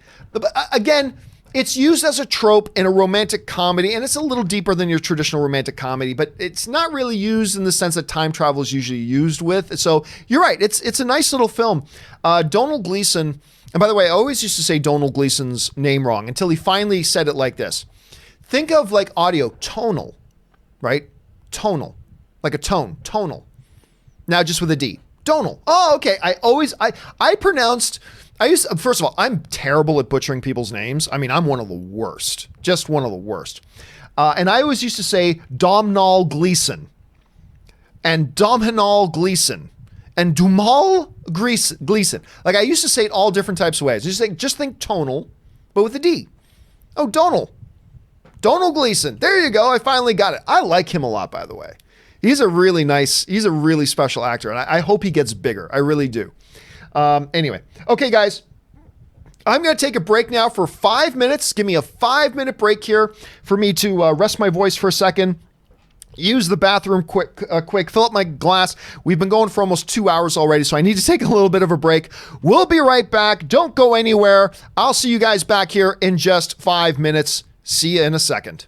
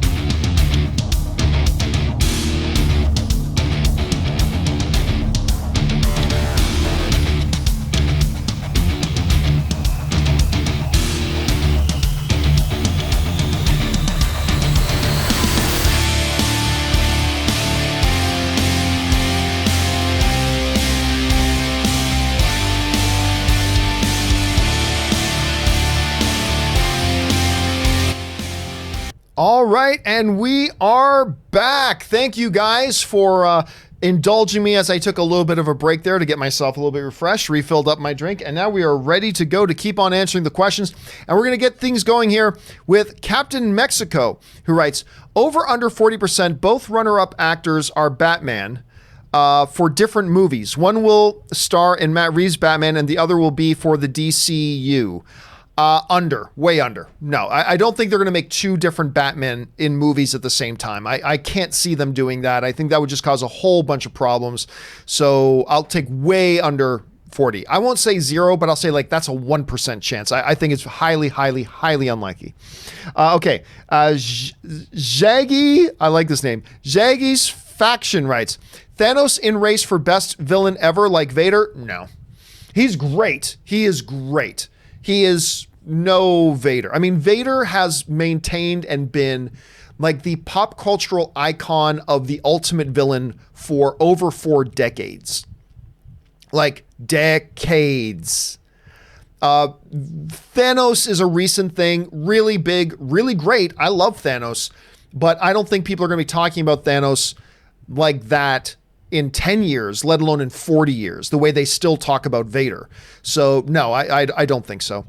Fishbowl the Illusionist writes, wouldn't Anya Taylor-Joy look great as Raven? Well, I think any actress would look great as Raven. I mean, you just do them up the right way. There's 1,000 actresses that would look great. So I'm never much one for, would X actor be good for this role? Would X actor look right? I mean, Anya Taylor-Joy, sure, she would look great as Raven. So would 1,000 others. That's just kind of my thought on it, though. Although I do like her a lot. Artur Mansouri writes, what if, John, just kidding, favorite quote of all time, Rosebud? Oh, that's great. There can only be one is a great quote. You never know what the tide's going to bring in. That's a great quote. I don't keep one of my favorite quotes of all time off the top of my head, so I'd have to think about that. But Rosebud, that's a great one too, for sure. Zach Lozelle writes, I'm not about to let a man take credit for a woman's work. Was into the trailer up until that ridiculous line, inexplicable and unnecessary. Oh, I feel the same way. That was a forced line in there that, much like Dick Grayson's F Batman, I'm sure in the show, in context, it will feel better than it did in the trailer, much like the Dick Grayson line in Titans. It felt better in the show than it did in the trailer, but it felt totally out of place. Didn't need to be there. Bad line for them to put in there, but just one bad line. I got to admit, I'm glad you were into the trailer for the most part to that point. I wasn't even into the trailer up to that point. I just don't think it was a very good trailer, but keep our fingers crossed for the show. Eric Becker writes, having a fever right now, and your show is the perfect entertainment for me, so thanks a lot for that. I hate having a fever. I mean, I rather be coughing and sniffling than a fever. Because when I have a fever, it just makes everything suck. I don't know what it is. I hate having a fever, like so bad. So hang in there, Zach. Get better soon, buddy. Glad we could be here to help you along the way through it. All right. Eric Becker writes, that was Eric. Sorry about that. Fishbowl Illusionist writes, wouldn't the concept for the 2002 Reign of Fire movie be good for a TV series? I mean, anything would be good. Like, it's the whole Felipe the Sentient Dancing Microphone thing. Anything could be a good TV series. If you do it a certain way and do your adaptation, anything could. I'm not into Reign. There's some people who look back very fondly on Reign of Fire, and I never thought it was that good. And honestly, to me, it seems like a premise that would get tired pretty... Honestly, it seems like a premise to me. Now, it can work. If you do it the right way, it could work. I'm just saying off the top of my head, I feel like that's a premise that lends itself much better to a movie. In my opinion, at any rate. I think it lends itself much better to a movie than a TV series, to be honest with you. But like anything else, you could totally make it work. There are ways to make that work for sure. Adam S. writes, it's a good thing that some people can't see Robert Pattinson as Batman, since in the DC universe, Bruce Wayne is the last people would think is Batman. Well, yeah, it depends. It's always been funny to me that nobody figures out he's Batman. Of course, it's not as ridiculous as people not being able to see that Clark Kent is Superman just because he puts on glasses. Now I'm John Campea. No, I'm not. Where's John Campea? Like it does seem kind of ridiculous. But again, I just think, Adam, if more people will watch a couple of those Robert Pattinson movies, they will change their tune. It's all about getting a talented actor. Robert Pattinson would not have been my first choice. He's also wouldn't be in my top 10. But upon hearing his name and going, well, he's a damn great actor. So put him in the hands of Matt Reeves. Yeah, it can work. I think it can work, and I think it will work. So we'll have to wait and see. Brandon Entwistle writes, Taika Waititi's new film, Jojo Rabbit, looks amazing. It does, doesn't it? Taika playing Hitler in an anti-fascist farce satire. Sign me up also. Show is great as always. Thank you so much, Brandon. Yeah, I got to tell you, like everybody else, when I first heard about Taika Waititi's new film, Jojo Rabbit, I thought he's playing Adolf Hitler as a kid's imaginary friend. Like the kid's imaginary friend is an Adolf Hitler, and he's playing Adolf Hitler. Scarlett Johansson's in. It's got a great cast. It sounded very weird to me. But now that we're seeing stuff come out, it's like, oh my God, this looks brilliant. This looks really good. And I'm actually getting more and more excited for this film, Brandon. Good observation. Thanks for bringing that one up. Let's see. Lee Sandoval writes, John, Schwarzenegger got drop kicked by a fan. Yeah, we talked about that a couple times already today. And he barely budged. Drop kicked a 71-year-old man in the back when he wasn't ready for it. And Schwarzenegger barely budged. It was pretty funny to see. Taki75 writes, regarding Thanos, it's not just his power, it's his ruthlessness and conviction that brings a sense of dread and apprehension every time he appears. Oh yeah, it's those other elements that I appreciate much more. It's not just that it's a villain that makes me feel like the heroes could lose every time they fight against him, because there's other villains that do that as well. Abomination's a great example of that. There's got to be more to it, and it is those other elements, Taki, I completely agree, that make him such an overall great character. That's what makes him a great villain. That's what makes him a great character. Because any fourth grader can write, this is super duper bad guy who's got all the powers, and like anybody can write that. But it's all that other stuff that you're pointing out here. That's the stuff that really rounds him out, in my opinion, to being a really, truly great character. Let's see. Ladislav Mesanik writes, Kiss Kiss Gang Bang is 10 years old today, and tomorrow 20 years since episode 1. Is Kiss Kiss Bang Bang actually 10 years old now? God, I love that movie. Shane Black, Robert Downey Jr., Val Kilmer. If you haven't seen Kiss Kiss Bang Bang, and I almost still say Kiss Kiss Gang Bang every time. If you still haven't seen Kiss Kiss Bang Bang, watch it. Wonderful film. I don't know what went wrong with the new Predator movie. Shane Black should have made a great Predator movie. He's Shane Black. He's awesome. How he made that Predator movie, I have no idea. It's still something that saddens me, Ladislav. It's still something that saddens me, sir. All right. Tath Threefull writes, would you be interested in the John Wick franchise branching out with prequels / spin-off stories? I'm so into this world they have built and want more. Yes, and they are. Like there's a television series called The Continental that's going to be based on that. And John Wick's even going to make an appearance or two. They've said that Keanu Reeves will make an appearance in those shows. He's not going to be a regular member of the cast or anything, but he'll make an appearance. I have loved, it's not just the action in the John Wick films, it's the mythology they've built around it. And this whole world with the systems and the high table and the coins and the codes, I love it. I really love it. And it creates a great container for all the action stuff that we get in it. So I'm loving it. And so, yes, absolutely, I'm into it. And they are bringing us expansion stuff. So let's hang on until it comes. All right. Savage McFilthy writes, those dogs on John Wick 3, it's probably my favorite action scene. Halle is so fine. Halle Berry is so good. I was not expecting Halle Berry to be this good in this movie, and she is. And the dogs, see, I knew I would like the dogs just because I'm a dog guy. So, cool, the dogs are going to have some action. I was not prepared for how much the dogs would be involved in this movie, and I loved it. Not going to give anything away. I'm just going to say that I totally loved it, and Halle Berry was great in it. David Peterson sends in a super chat. Thank you, David. Appreciate that, man. Sentez Henderson writes, that Batwoman trailer really is trash, though. I wish most movies and shows took the Wonder Woman approach to make it show we're equal rather than not. Again, Santez, I get out of here with that. There was nothing in there that suggested she wasn't equal. Everything about that was suggesting her equality. There was nothing in there saying, I'm better than Batman. There was none of that in the trailer. It was a trash trailer because it was a bad trailer. But everybody needs to get off this thing that, anything that expresses female empowerment is by definition male bashing. No, it's not. There was nothing male bashing in that trailer. I gotta challenge you and say, why are you getting triggered by that? There's nothing in there that's offensive. There's a lot in there that's bad, but nothing in there that was offensive. Not at all. And if you took offense to any of that, I gotta ask you, what is your insecurity that you felt? Like, why are you not secure enough that you, like, what was it that triggered you? There was nothing in that was, women are better than men. There was none of that in that trailer.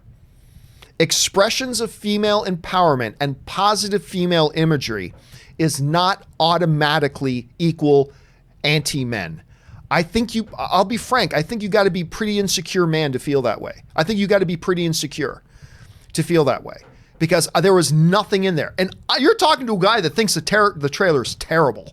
I think that trailer is terrible, but that's simply on a quality level. I just thought it was a very poor quality trailer. But there is nothing in that trailer that is anti-men or anti-male. I saw none of that, and I think it speaks to an insecurity some men have to feel threatened by it. There's nothing in that that's threatening. And I saw none of that. Again, I just think people confuse the fact that any expressive of positive female empowerment automatically equals male bashing. There was no male bashing in that thing. Her saying, I don't want a man to take credit for a woman's work. How's that male bashing? That's true. There shouldn't.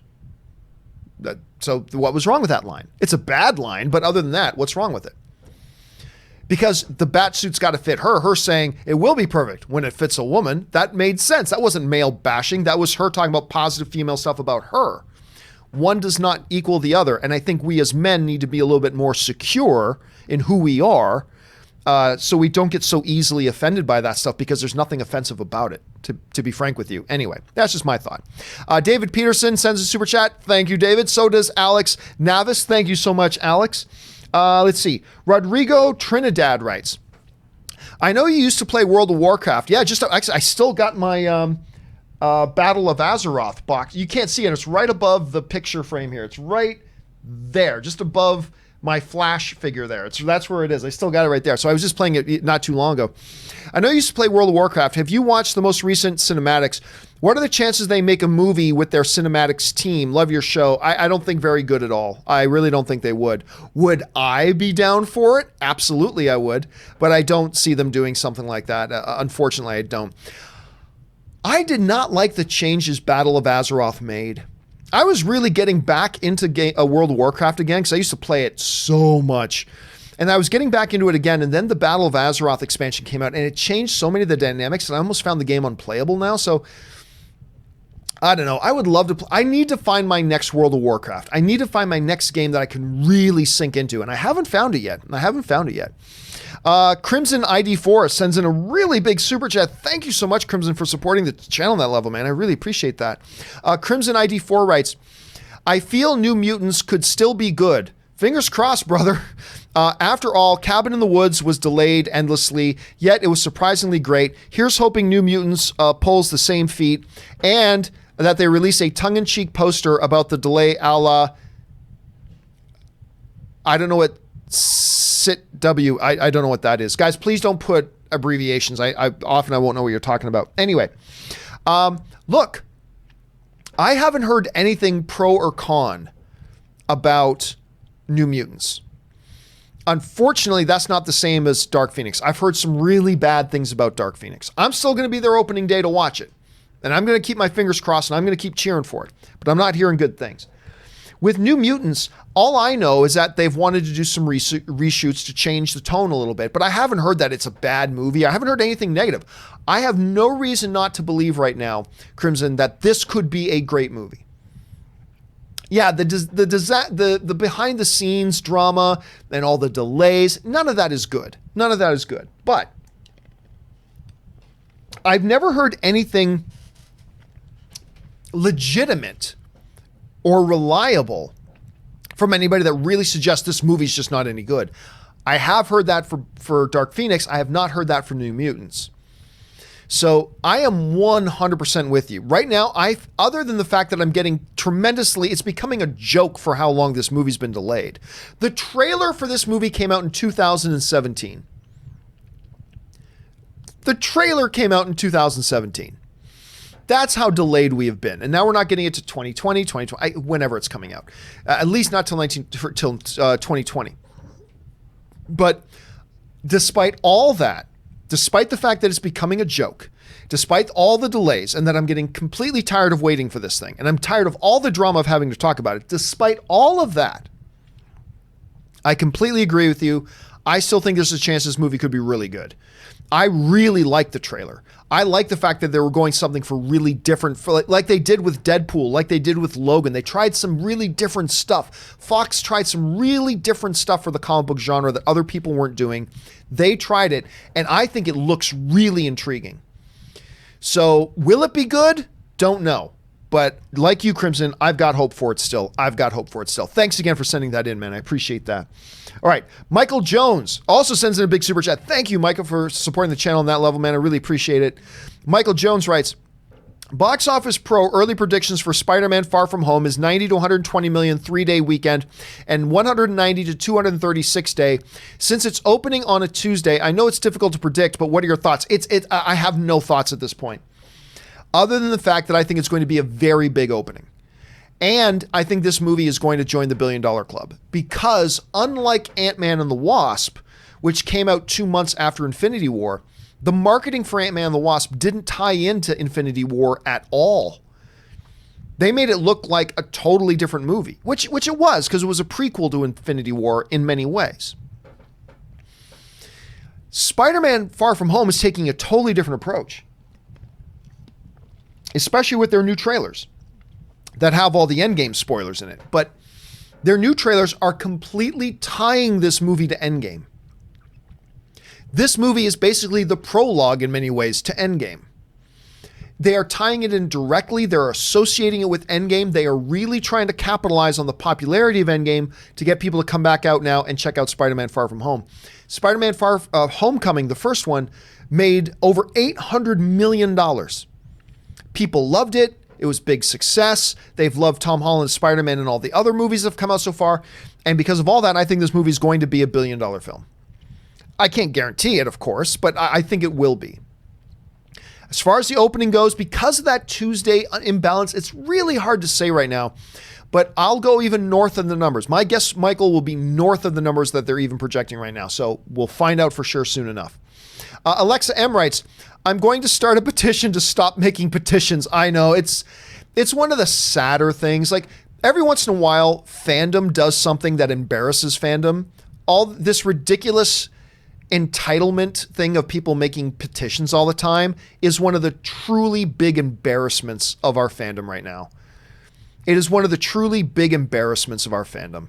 And I really hope people stop. They probably won't because we're all of us, me included, we're all an entitled bunch of babies. And nothing expresses that better than starting petitions to get them to do what we want them to do. For movies, that's ridiculous. And I hope people start realizing just how stupid it makes us look. Anyway, JMeister25 writes, petitions are up to recast Batman. Fools, all fools. I know. There are even petitions now. It's like, don't get Robert Pattinson. I guarantee 90% of them have never seen a Robert Pattinson film. Other than maybe Twilight and maybe his short role in the Harry Potter franchise. Other than that, it's mostly people who have never seen a Robert Pattinson film. But hey, it is what it is. Let's see. Alexa M writes, the Society is pretty good. John, you're a honey. Oh, the Solicity. What is the Solicity? What is Solicity? I don't even know what Solicity. John, you're a hottie. It's true. It's true.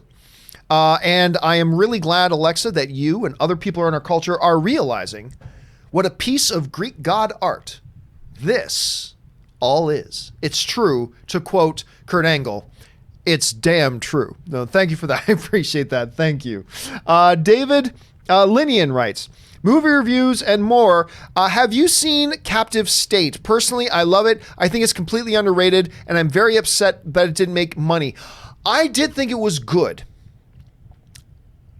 I'm not going to lie to you, though, David. Me personally, I kind of forgot about it 2 or 3 days later. I remember there wasn't a lot of buzz going in, and they certainly didn't market it well. And I thought it was all right. I thought it tried some interesting things. Of course, the events that it's all based on and all that kind of stuff. Totally interesting, totally fascinating. But I will admit I kind of forgot about it afterwards. And I think if people had liked it more, it would have done a little bit better because more word of mouth would have got out. I didn't love it. Don't get me wrong. I'm not bashing it at all. I'm not saying it was bad. I just didn't get into it like some other people did. Clearly, such as yourself did. But I know one or two other people, David. You're not alone. I know a couple of other people that really, really love that movie. So you're not in bad company there at all, my friend. All right. Alex Spur writes, why do you think Game of Thrones Season 8 is so split between fans? All I can tell you is I can't get into the minds of the fans who don't like it. All I can tell you is what I've heard them say.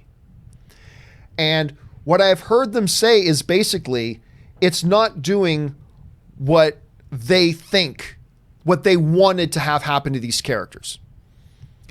Like, I remember a time when we used to watch movies and TV shows to see what happened.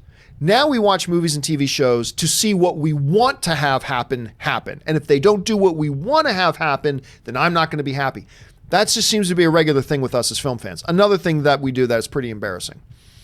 But yeah, so I think we're now coming down to the conclusions and we're getting down to the resolutions now.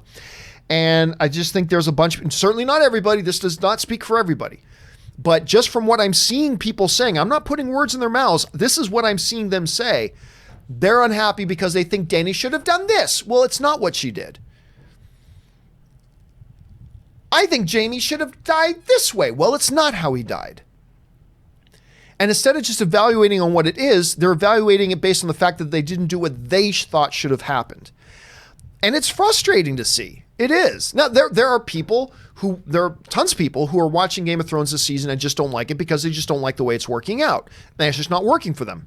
And that's totally fair. Nothing wrong with that. But I do get frustrated when I see these people talking explicitly about, that's not what they should have done. They should have done this. It's like, so you're evaluating it based on what you thought they should have done rather than how was. And I think it's brilliant. I think it's brilliant.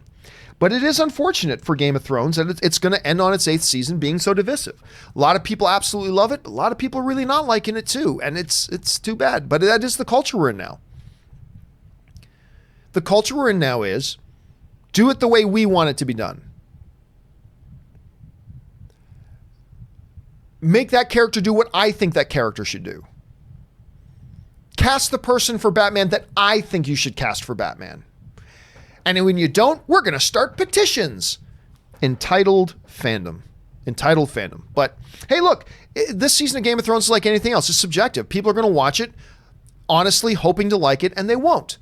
There are going to be people watching it, hoping to like it, and they do. That's the subjectivity of it. And but you're getting into the resolutions now, and it's not giving the resolutions that some people wanted it to have, and it's bugging them. And maybe it should, maybe it shouldn't. I don't know. Let's see. Jeff Jones writes, I agree the Tom Cruise Mummy movie wasn't all that, but I was still excited to see the other movies. Why can't they still move forward? Because it was a disaster.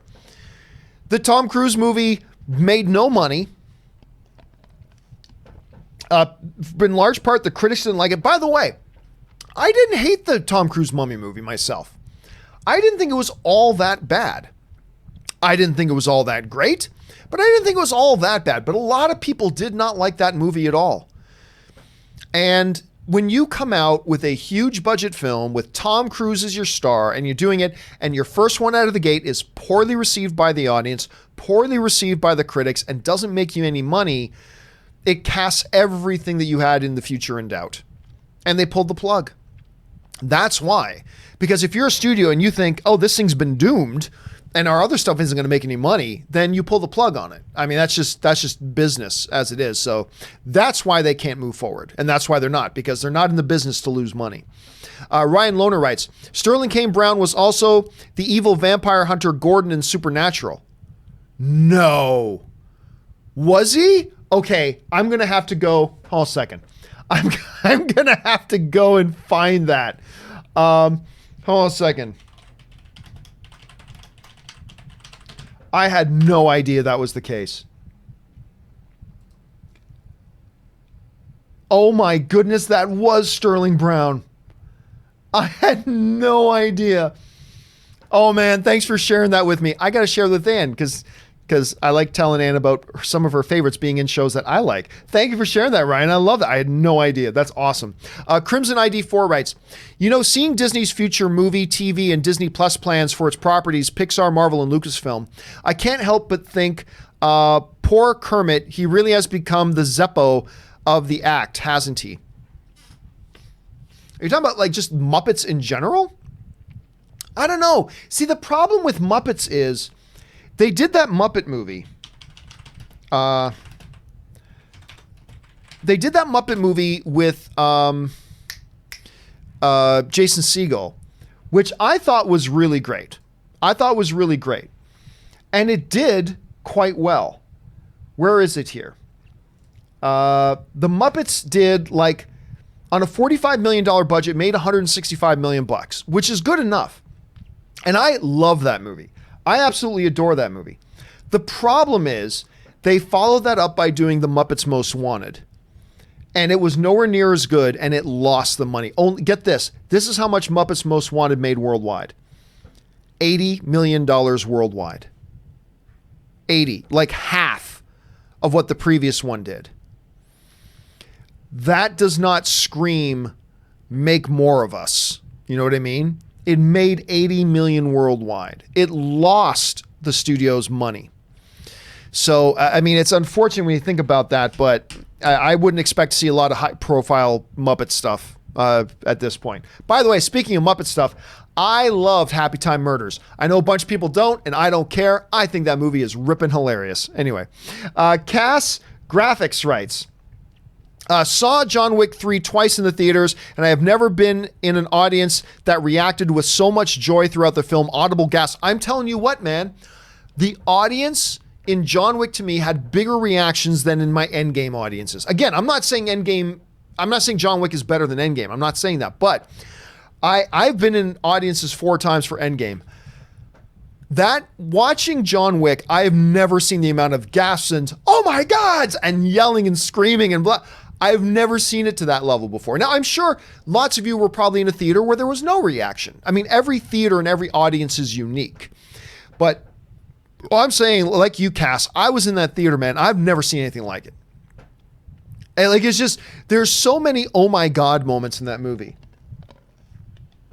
that are just blowing everybody away and causing these great reactions. It's just absolutely insane. I'm glad you had the same experience as me, Cass. All right. David Linian writes, thoughts on Egg Benedict. I absolutely love them. Not a big fan. You would think I would because I like eggs. I do like my eggs, but I've never been a big fan of Eggs Benedict. I don't know why. Don't get me wrong. If I'm hungry and there's breakfast and it's Eggs Benedict is being served, I'll have it, but I'm honestly not a big fan. I don't know why. Ant Banks writes, which movie creeped you out the most, Seven or Silence of the Lambs? Ooh, probably Silence of the Lambs. Seven is great. But there was something so special about Silence of the Lambs, particularly the way Anthony Hopkins played the character, who won an Academy Award for that, by the way. And Jodie Foster's magnificent in it. Or it gets the hose again. There was something so inherently creepy. Look, both films incredibly creepy. Both films incredibly great. But I'm going to have to give the nod, just a little bit, just by a bit. I'm going to give the nod over to Silence of the Lambs. Hector Jeter writes, started Game of Thrones last week and I'm loving it. On season 3 right now. Nice. All the spoilers and arcs that I know of and is not taking my enjoyment out of the show. That's great. See, honestly, I feel usually the same way about most spoilers. Is that, okay, I know where the destination is, but it's the journey that's so enjoyable. And the journey of Game of Thrones has been fantastic. Some people would say the journey has been better than the destination, depending on who you ask, which is fair enough. But I'm glad you're using this opportunity to get caught up on it, Hector, and I'm glad you're enjoying it so far. I really do like the show. King of the Hills 34 writes, can I watch John Wick 3 without seeing the first 2? Honestly, I would say yes. However, I would highly recommend, just for fun, it's only 2 movies, just John Wick and John Wick 2. Just watch, you can bang those out in one evening. Easy. You can bang those out in one evening. Now, can you go into John Wick 3? Will you get the basic gist of it? Yeah, all you got to know is that the guy's wife died. He's this iconic hitman who got out of the business for his wife, but when his wife left him this dog, and this dog gets killed by gangsters. He comes out of retirement, starts killing fools again, and gets him into a lot of trouble. That's all you need to know to watch John Wick Chapter 3. You'd be okay going into John Wick Chapter 3 without watching 1 and 2. But I do really recommend watching 1 and 2, because it just gets you caught up to date with where we're at when we start. Although you're fine if you don't, but you'll also really enjoy it. So either way, you're good, King. But I would recommend watching the first 2 just for the fun of it. Suthius writes, most of my movie watching as a youngin' was at home. My father took me to cinemas only 2 times, Power Rangers and Mortal Kombat. I'm glad I'm able to take my oldest to see movies more than just twice. I mean, yeah, and it's probably is a lot easier today to take, families out to movies than it was back in the day when our parents were taking us to see the movies. But look, as a kid, most of my movie watching was at home, much like you. And I didn't have a lot of movie going experiences until I got a little bit older and I was old enough to go to the movies on my own. But I remember watching Star Wars with my mom. I remember seeing Empire Strikes Back with my aunt. I remember my aunt taking me to see Empire Strikes Back for the first time. And we actually got there a few minutes late. We got there a couple of minutes late, so I missed the first couple of minutes of Empire. The first time I saw it, but that was fine. It was fine. But those are great memories. But now it's a lot easier with so many more movies and so many more show times. And so like every movie theater now has 20 screens instead of like when I was a kid, like movies had 1 or 2 screens in them. Then, I almost got into high school. Now malls had movie theaters with 7 screens in it, but it's a lot easier today to do it. And I'm glad you're taking your kid to the movies more, man. I think that's great. All right. Preston Walden writes, seeing John Wick 3 tonight, excited. Be excited, man. The hype is real. I'm telling you right now, the hype is real. Preston also writes, AMC A-List, summer loving. No kidding, man. A-List, look, I've been saying this the whole time. I will stand by it. AMC A-List is the best thing ever to happen to film fans. Maybe next to pre-arranged seating. Having pre-selected seating is the best thing. The next best thing is A-List. I mean, I am getting so much use. I'm almost maxing out my A-List card every month. I'm not quite maxing it out, not quite that much, but I'm getting there. I'm getting there to maxing it out. It is a great thing. Best thing ever to happen to film fans, especially in the summertime, Preston. All right. Superman Steve writes, have you ever thought about coming to Australia? Oh, I'd love to go to Australia. There are a couple of problems, though. Number one, it's freaking expensive to go to Australia. I mean, between just the flights and hotels alone, there's a couple $1,000 I need to spend. On top of that, I do not like to fly. I mean, I fly, but I don't like flying. I don't like flying at all. I hate flying. I have a fear of heights. Now, considering how much I actually fly, you'd be surprised to hear that, but really I hate it. And I don't know that I could do a 14-hour flight. I don't know, man. That seems like I would start to go a little bit crazy. I don't know, maybe, but I would love to. I've just never had like an event that I needed to go to in Australia. I've always wanted to see it and visit it, but it's so far and it's so expensive to get there that I don't know when I'm going to get a chance. I hope I get to someday though, man. I really do. Crimson ID4 writes, with Endgame, Toy Story 4, Frozen 2, and Episode 9, what do you think the box office and critical placement will be? And will Disney ever have another gigantic year like this again, or any studio? Dude, I feel like we've asked that question. We ask that question every year with Disney. Will Disney ever have a year this big again, and then the next year's bigger? Will they ever have one this big again, and then the next one's bigger? And yet we ask the same questions again. It's understandable. Yes, they will. Yes, they will. Maybe not next year, but they will at some point. As far as what, I'm not going to sit here and try to list placements. I think Endgame is clearly going to be the -- 1 box office film of the year. I still think Lion King will be number 2. I think Episode 9 will be number 3. Then probably Toy Story 4 and Frozen 2. That's right. Now, as far as critical placement goes, who knows? I have no idea if the movies are any good or not. I can't even guess. I don't know if Toy Story 4 is going to be any good. I don't know if Frozen 2 is going to be any good. I don't know if Lion King is going to be any good. I assume they're all going to be good, but until I see it myself, I can't even begin to guess how the other critics will react, so I really don't know. But man, this is a monster year for Disney. Oh my God. And we're not even counting Aladdin. And counting a couple, I mean, it's just massive, massive years for these guys. It is insane, Crimson. But we've said that before, and they've come out and given bigger ones. 2020 won't be bigger, but yeah, they'll have bigger ones again. They will have bigger ones again. It's weird to think about that, but it's true, man. It's true. All right. Sorry. Where would I jump from? Sorry, we had another jump. Okay, here we go. Sam Phillip writes, what do you think of Snyder's early movies like Dawn of the Dead, 300, and Watchmen? Also, keep up the great work. You're the best. Thank you so much. Love Dawn of the Dead. I love 300. Love 300. Watchmen, I'm on the fence about. I know some people absolutely love it. Some people absolutely hate it. I'm kind of in the middle of it. Comme ci, comme ça.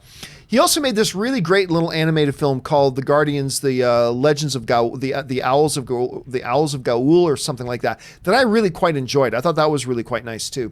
But to me, 300 is just, and when you consider the style of it and the subject matter of it, what he pulled off with 300 is remarkable. I'd say it's my second favorite Zack Snyder film, only behind Man of Steel.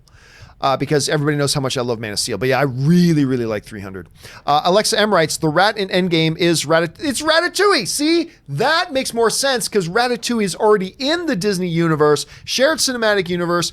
He was scrounging around for stuff to use in his next great dish, stumbled across the van, bang, saves the day. Ratatouille saves the MCU, Alexa. All right, Ben Rayner writes, just saw John Wick 3, awesome book fight club. Oh my God. That's what I keep telling people when they're going in to see John Wick 3 now.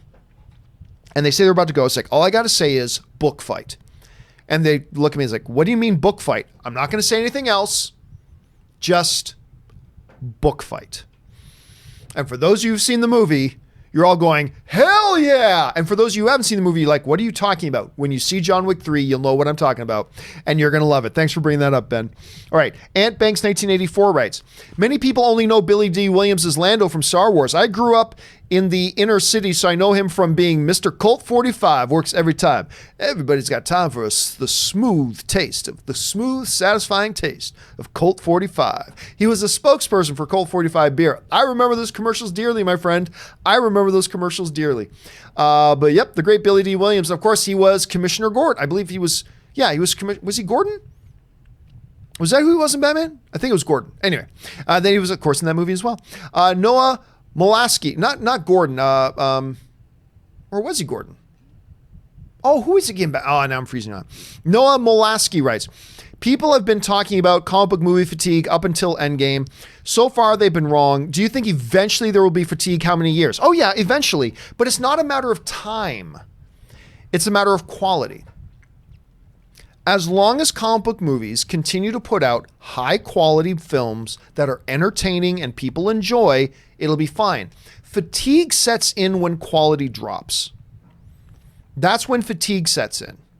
And it will happen. Everything in the movie world and everything in life is cyclical, right? At some point, we're going to hit a trend of badly made comic book movies. It'll, dampen the enthusiasm from the audience for comic book material for a while, and it'll disappear for a little bit, and then it'll come back. It's just like the comic book movie has already gone away and come back before, and it'll do it again at some point. But it's not a matter of timing it; it's a matter of quality of the films, and right now they're riding very high. So I don't see it happening anytime soon.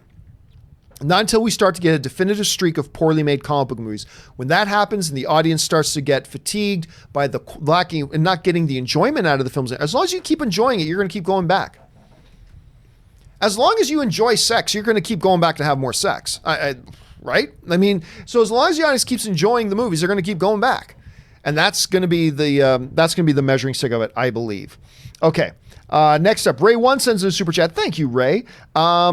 Scatalax2 writes, apparently Dolby's new policy at New Jersey AMC keeps the side lights on dim during the whole movie.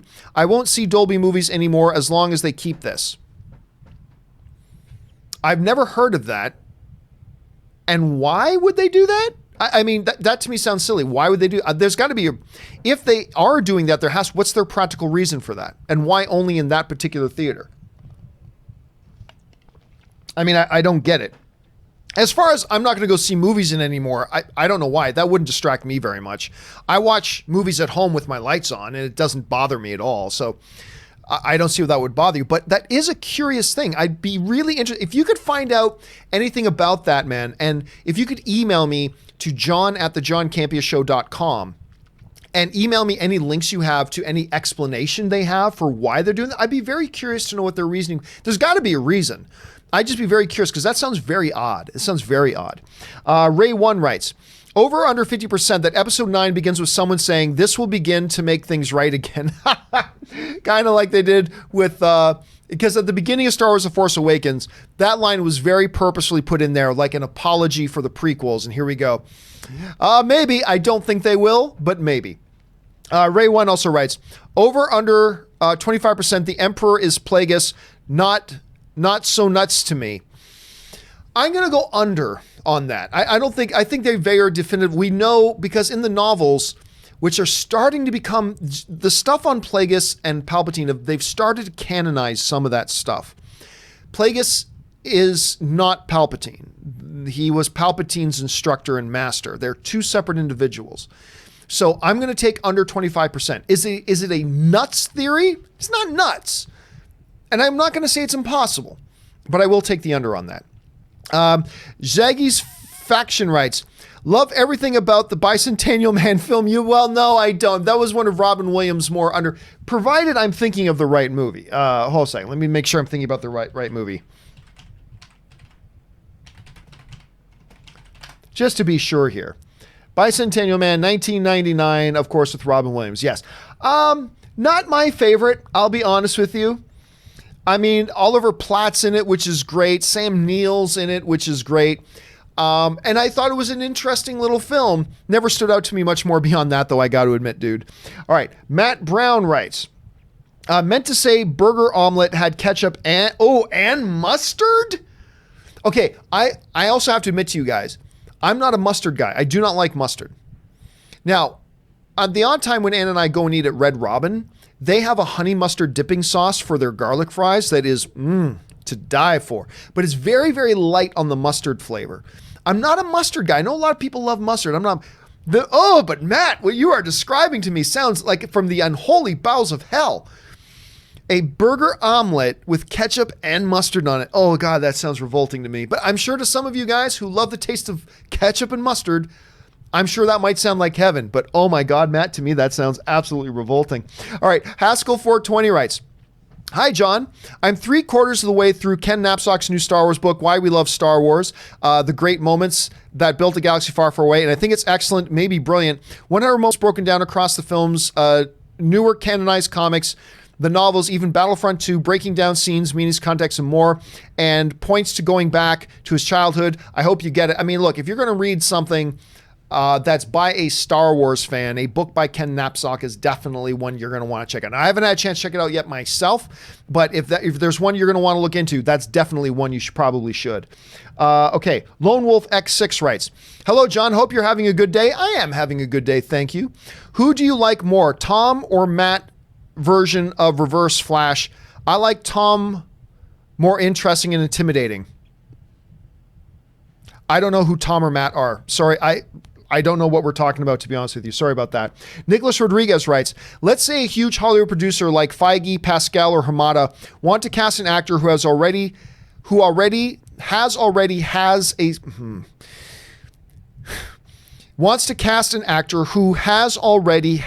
a smaller film in production. Do they have enough pull to look at the dailies to convince them to cast them? I'll try this one more time. I don't know what it is you're asking, Nicholas. Let's say a huge Hollywood producer like Feige, Pascal, or Hamada wants to cast an actor who already has a smaller film in production. Do they have enough pull to look at the dailies to convince them to cast them? Okay, so what I think you're asking here, Nicholas, and by the way, thank you for that that's a big super chat. Thank you for supporting the channel that way. What I think it is you're asking or getting at is, can say an Amy Pascal, mega producer, is looking at an actor they want to use in a movie, and that actor is currently shooting a smaller movie. can the producer get a look at the dailies or the footage as it's being shot of that smaller movie to help them make their decision? I think that's probably a case-by-case basis. I think, like, for instance, Kevin Feige. If the movie is being made by one of the Disney studios, or the movie in question is being distributed by Disney, then there's probably many ways that can happen. If it's a Paramount film and they don't want other studio people on their sets looking at their dailies, then that probably becomes a problem. So it would all have to do with the connections and clearances. Is it something that would be connected with the studio they're involved in? Is it not?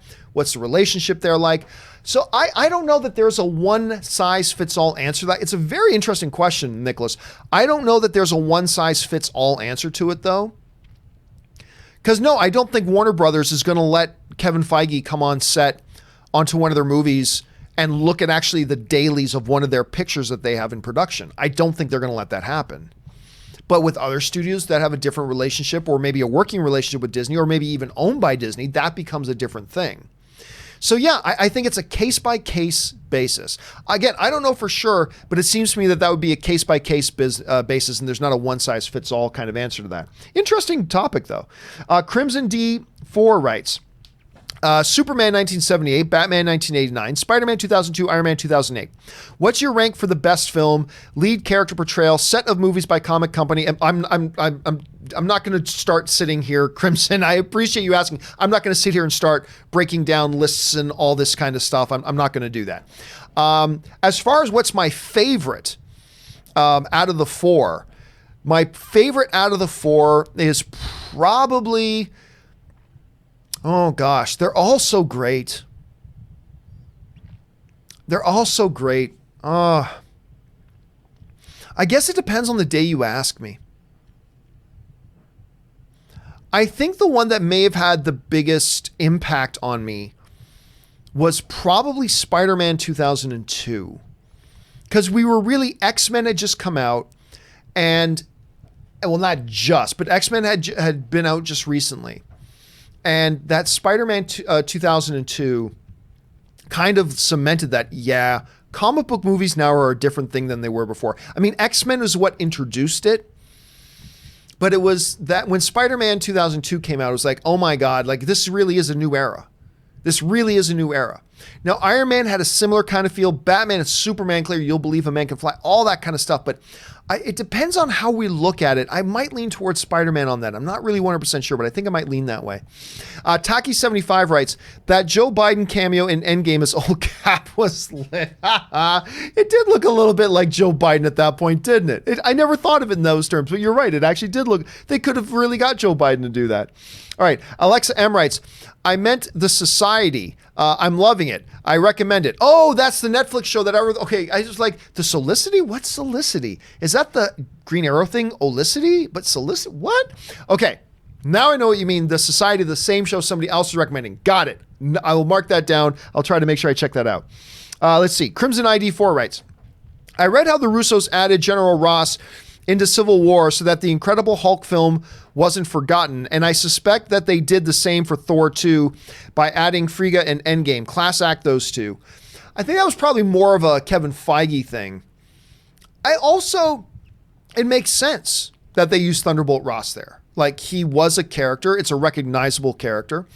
And quite frankly, I don't think a lot of people watched him in Civil War and thought about the Hulk. I'll be honest. I don't think a lot of people saw Thunderbolt Ross in there and thought about the Hulk. I bet most people probably forgot he was the same character from the Hulk. I'll bet.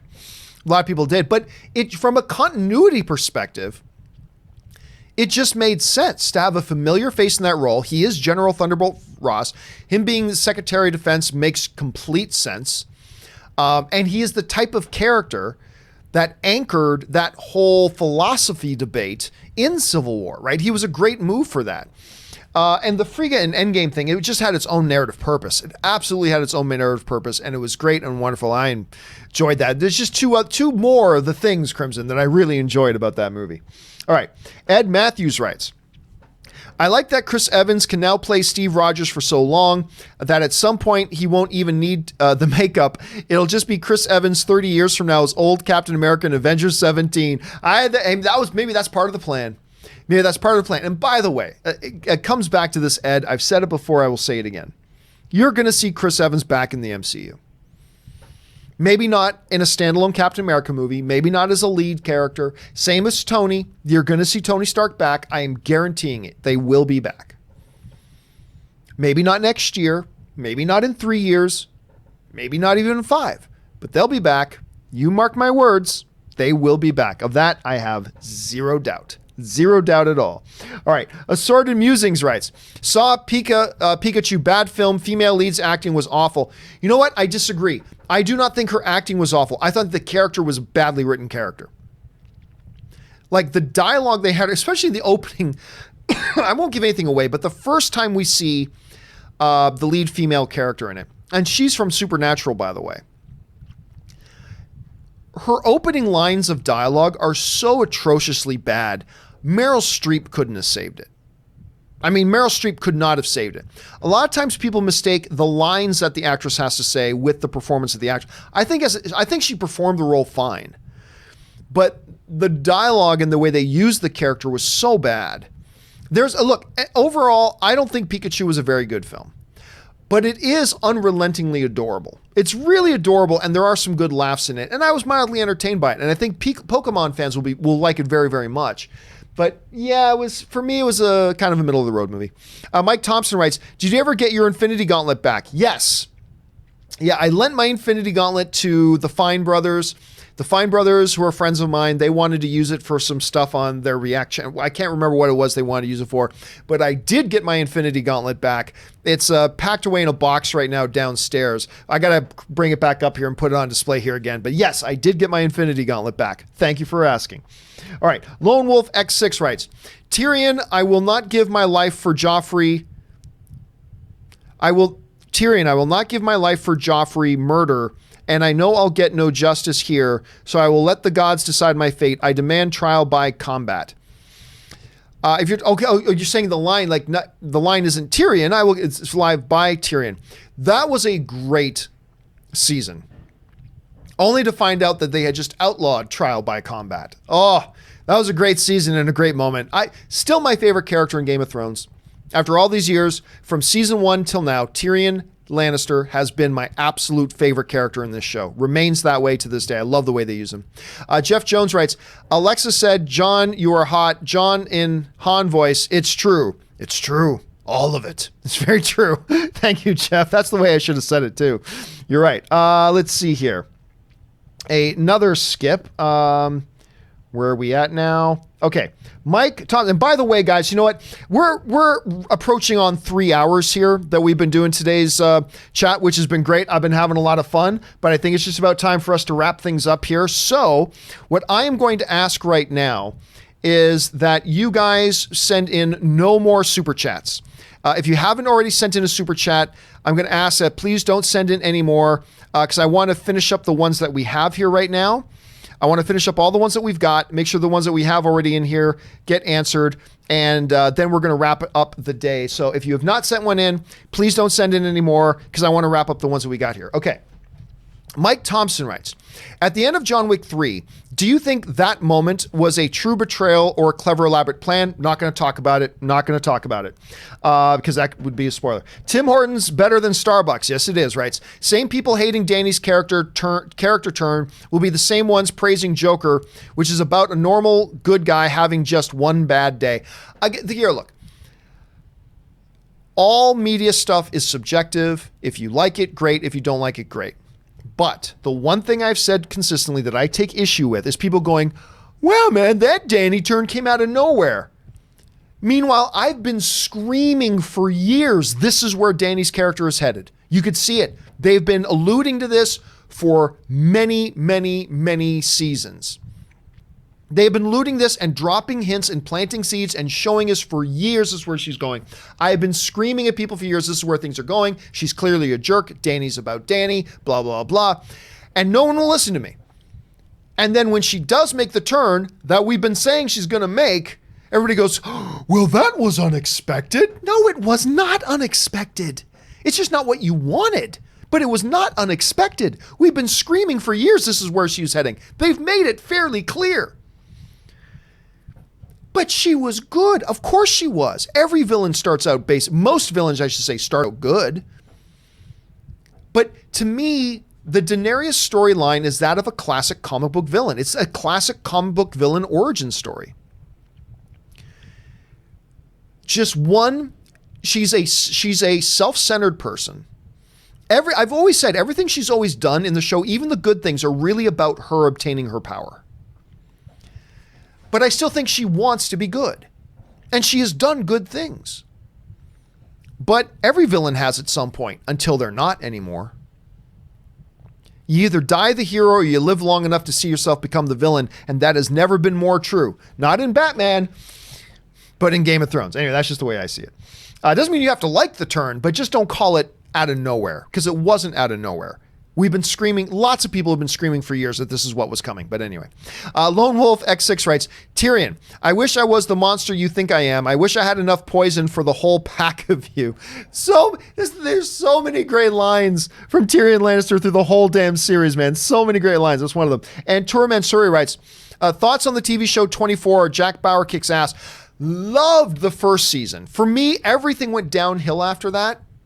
And I think I didn't even bother checking out the last couple of iterations, but the first season was maddening good.